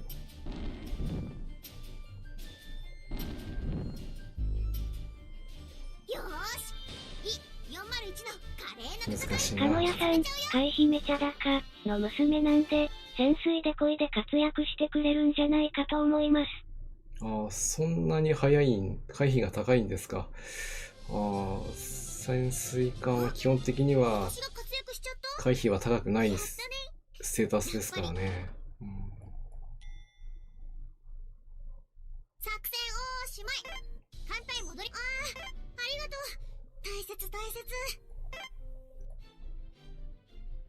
作戦前段作戦第2作戦海域作戦要項です。急速本作戦海域は連合艦隊編成による出撃です。本作戦の主眼は輸送作戦です。基地航空隊との共同作戦が可能。ということでね、間もなく10時になりますので、ここで世が出よう。改めて何出撃をしていきたいと思います。気にするな。この程度の傷は傷のうちには入らんが。ティータイムは大事にしないとね。あとは避難してるのは大丈夫かな。これでよしと。そして、ここで、大丈夫？さあ、頑張りましょうね。間宮もここで入れていきます。はい。イラコともども、どうぞよろしくお願いいたします。イベントですからね、ここで使っていきましょう。はい。第1艦隊、第2艦隊。さあ、頑張りましょうね。イラコともども、どうぞよろしくお願いいたします。はい。あと第3、第4はまだ戦いますのでね。何気にすごくCongratulations！ そうだ、ヨが祝福をくれてやろう。任せて。いけない。コンバインしてない。コンバインね、かちゃんとつお節さん、やらないとね。後から掘り配信でもしようと思ってサムネ制作中でしたが、めでたくお蔵入りになりました。まあね。ん？それは嬉しい結果なのでいいでしょう。甘いな。そんな踏み込みでは。よかろう。なかなかね、堀もね。作戦計画概要をご説明します。本当にいつ出るかわからないですから、時間的なものを考えると、出るまでやればいいっていうことはあるんでしょうけども、そうもいきませんからね。ちょっとまだ疲労あるな。もうちょっと休憩。も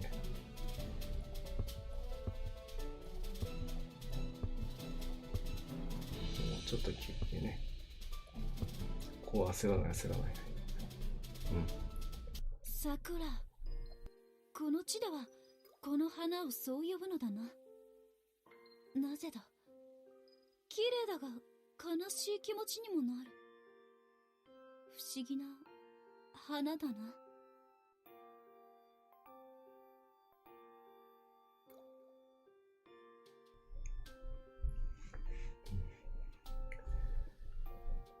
よし、これで基地航空隊も作戦計画概要をご説明します。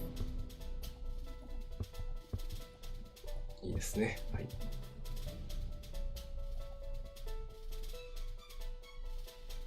よし。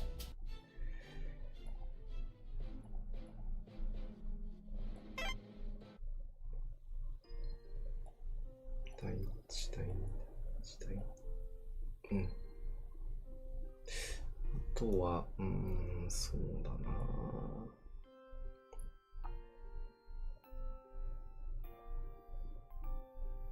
書いてみるか。従来操縦洋艦ウェイアンカー USS さーて張り切って行っちゃいますか。うん。よし、では行きましょう。かのやさん、203のドロップ率は比較的高いようですが、あくまで目安に過ぎませんからね。まあ、確率はね、あくまで確率なんで。では、今日最後、戦役していきます。世が出よう。なーに、これもビッグセブンの務め。気にするな。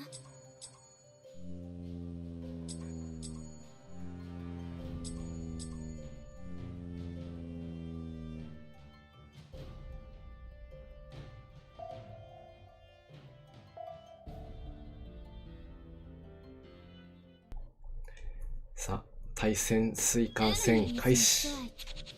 おのおの方、さあ始めるぞ。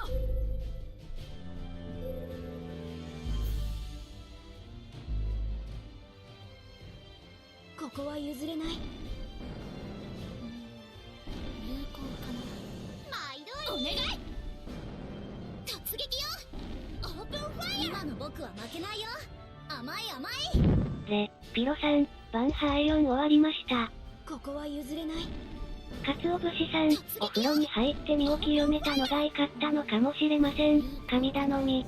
かつお節さん、ガンバです。ピロさん、E4 終わりましたということで、おめでとうございます。いよいよ E5 になりますね。情報を集めて、頑張っていきましょう。お風呂に入って身を決めたのがよかった。いいですね。悪くはない。ゴトが Thank you very much indeed。まあ何かしらね、神頼みというのもあながち何も効果がないっていうわけじゃないのでね。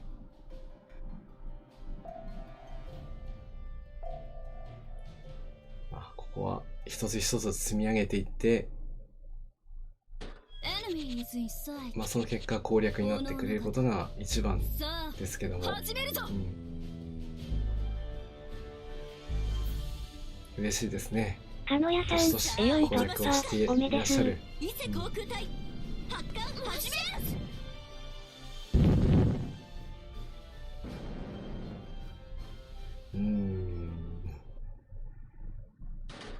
若干ダメージ入っちゃったけど、まあいいでしょう。で、ピロさん、皆様バンハです。ですね。皆さん、こんばんはです。前アドムラ、貴様の指揮のおかげだな。だが、この勝利、感謝感謝。些細なものさ。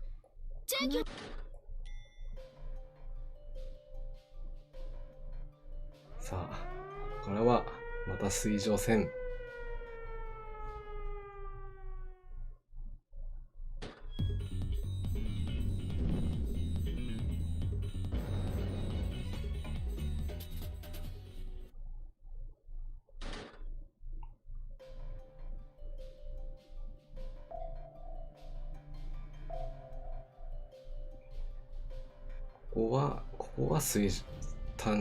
ここはただ、水上戦だから、第4警戒航行序列で OK ですね。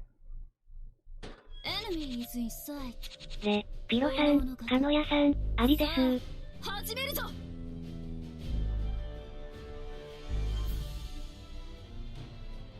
そっか、そうなるよね。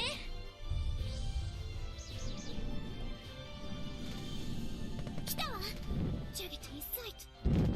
みんな覚悟いい？行くよ。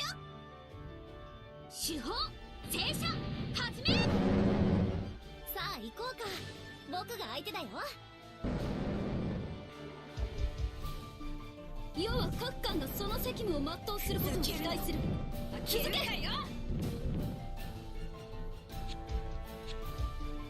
全訪問ファイヤー。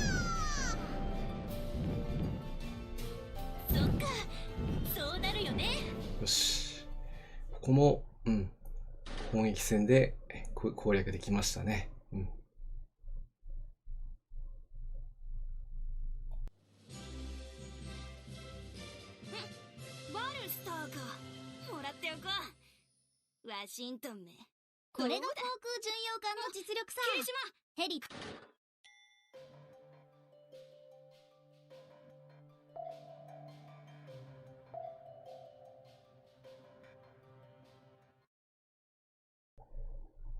Enemy is in sight. そしてボス前の戦闘。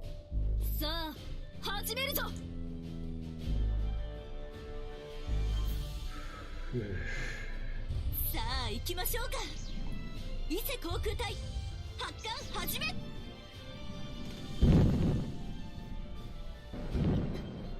だ、もう。お姉様の邪魔する人は許さない。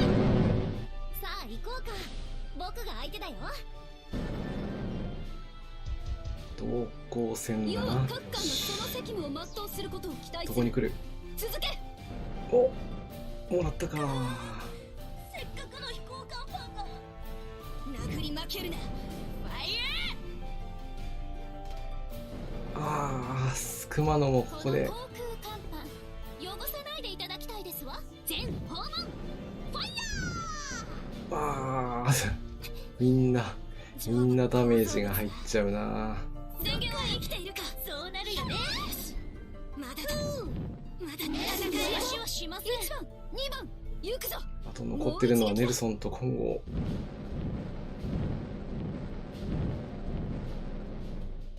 し、伊勢攻撃隊いっきゃえ。危ない、全訪危ない。ファイヤー。行きましょう。殴り負けるな。発艦始め。見つけたよ。なんとか致命傷で済んだ感じの戦いでしたけどね。でもなんか雰囲気はそんなに悪くない。私の活躍見てくれたの？もっと頑張るから目を離しちゃノーなんだからね。これが航空巡洋艦の実力さ。ヘリ搭載護衛第艦の二艦隊先駆けのよがねうな僕だ健在であからね。ればまだワンチャンある。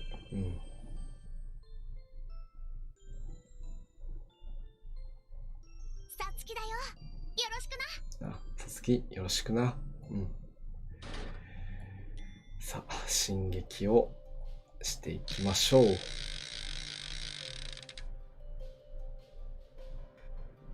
よし、ラム酒を出そう。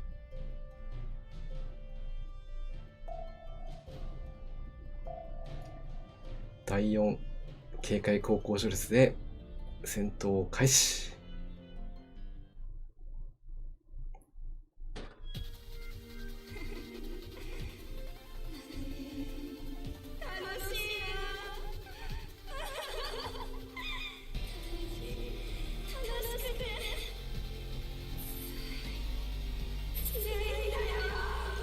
さあ勝負だ。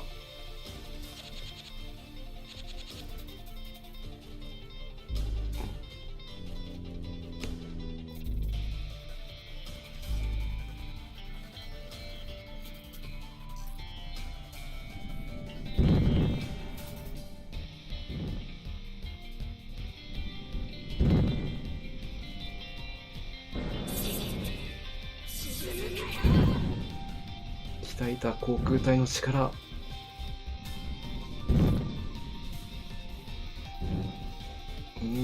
通らないか。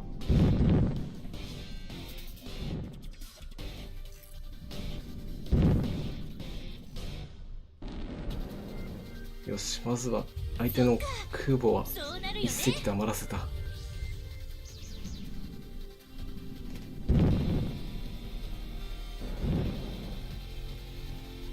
とは支援艦隊。逃がさないわよ。甘く見ないわ。今の僕は負けないよ。甘い甘い。でもまだアタッカーが残ってる。カートがスースーします。やっぱりズボンにしとけばよかった。要は各艦がその責務を全うすることをもう見守る期待する。しかないな。続け。ファイヤー。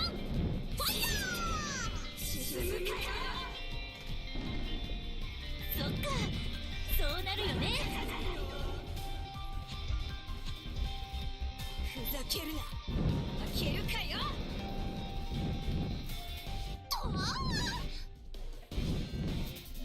おい、行きましょう。攻撃隊発艦始め。要は各艦がその責務を全うすることを期待する。続け。今後ここで中波か。でまだ中波なら伊勢攻撃隊いっけー。全訪問ファイヤー。逃しはしません。いやーだいぶ残ってるな。負けるかよ。サミダレを集めて林って場所だっけ。有効かな。しらつゆ。今に見てなさいよ。ここは譲れない。いやまずいな。2回来るかこれ。これはどこかわした。よし。かつお節さん、まだまだ。まだわからないけど、でももう撃たないで。なんとか今回は野戦まで来ましたね。行ってみましょう。野戦でみんな頑張ってきてね。失望したよ。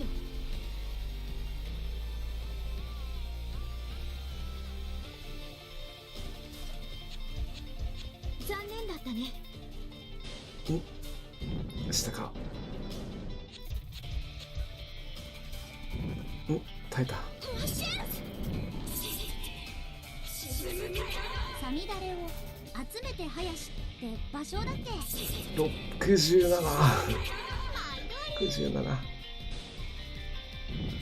73。まあ手法はそう。58。硬いな。乱数引くか引かないか。でもベストな攻撃でしたね。ベロオーナーか。マヤド村、貴様の指揮のおかげだな。まあ勝てなくはないだろう。Thank you very much indeed. この勝利、僕の力なんて些細なものさ。この雨と、そう、提督のおかげだよ。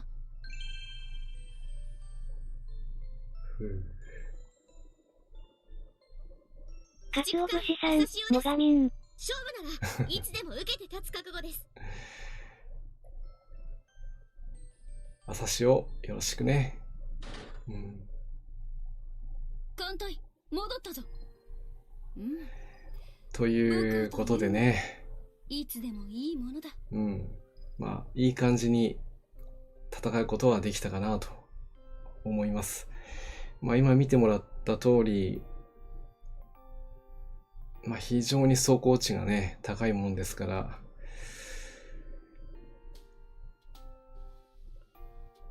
もうちょっと魚雷戦を強化してやれればいいんだけど、道中の潜水艦もケアしなくちゃいけないってところでね、魚雷3積みにはしてないんですよね。でもしないと倒せそうにないな。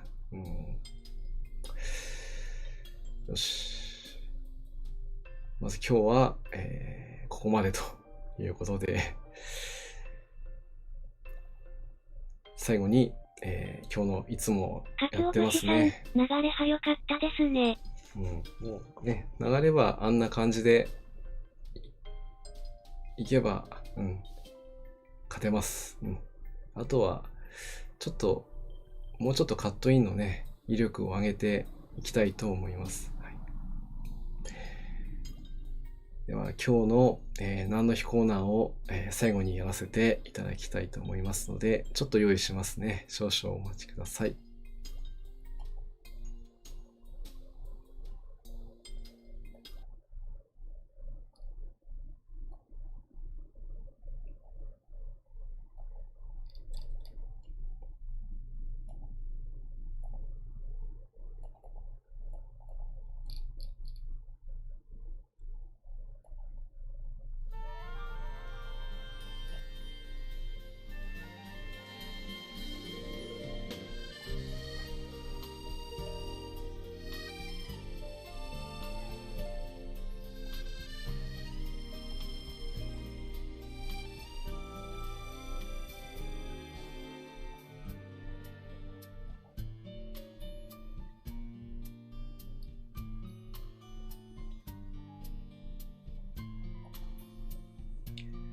はい、今日もね、最後まで、ご視聴いただきましてありがとうございます。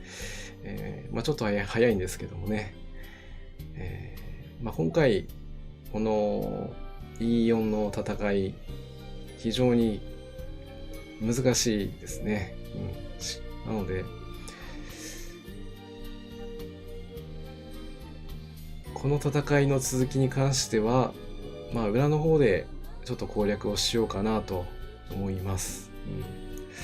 なかなか皆さんのね、見ている前で勝てれば一番いいんですけども、ちょっと勝てるような感じはしないんですね。でも決して勝てないわけではないので、ただどうしてもね、一回一回の戦闘が長くなりそうなので、次回は、E5 でまた皆さんとお会いしたいなと思います。では今日の何の日コーナーやっていきたいと思います。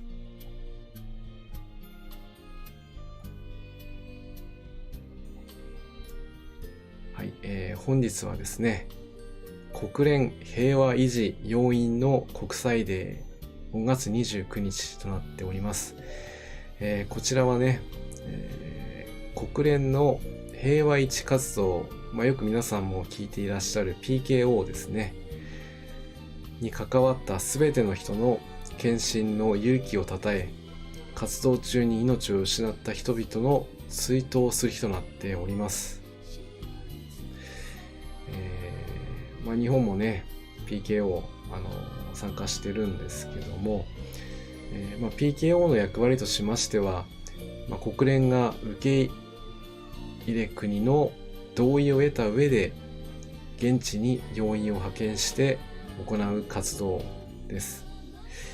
紛争地域における平和維持、紛争拡大の防止、休戦や停戦の維持、治安維持、そしてね、今よく言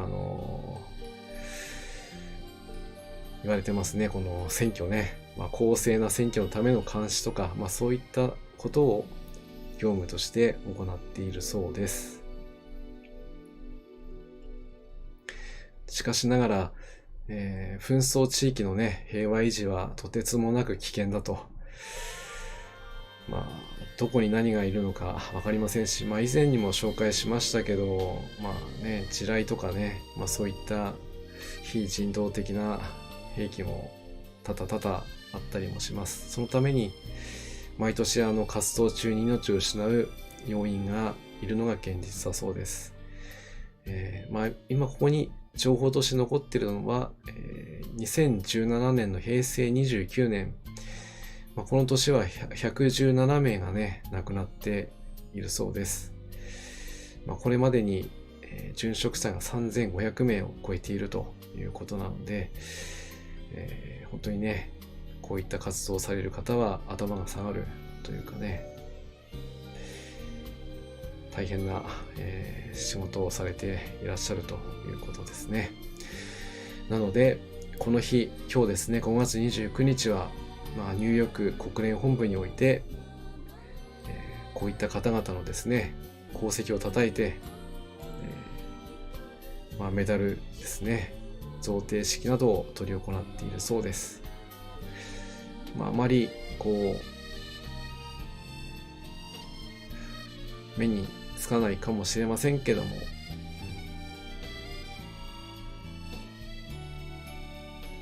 平和を維持するということは大変なことですということを、訴えたくて、今日はこちらの鰹節さん、大勢亡くなられているのですね。私もちょっとこれを見て初めて知った次第で、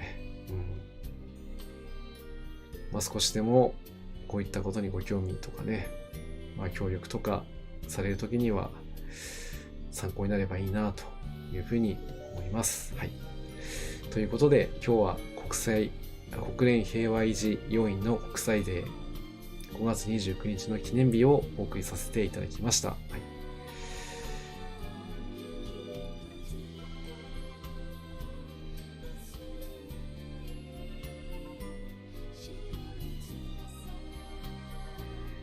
ということでね、今日もつがなく番組の方が終了と相なります。本日も、最後までご視聴いただきましてありがとうございました。たもんまるのカンコレ、たもんまるです。いつもこんな感じで配信等をやっております。いつも見に来ていただいている方はいつもありがとうございます。初めて見に来ていただいている方もいらっしゃると思いますので、ぜひね、少しでもいいなと思っていただけましたら、高評価とかね、チャンネル登録もぜひよろしくお願いいたします。今日はちょっと攻略までには力及びませんでしたけども、かつお節さん、配信次回はね、お疲れ様でした。かのやさん、お疲いい子のれ様でした。アイアンボトムサウンドさん、皆さん、お疲れ様でした。第2次ルンガ沖野戦の開幕、こちらの方を配信をしていきます。攻略の方はできるだけ頑張って終わらせてきますので、それまでまた皆さん少しのお別れです。今日もありがとうございました。お疲れ様でした。それではまた次回もお会いしましょう。じゃあね。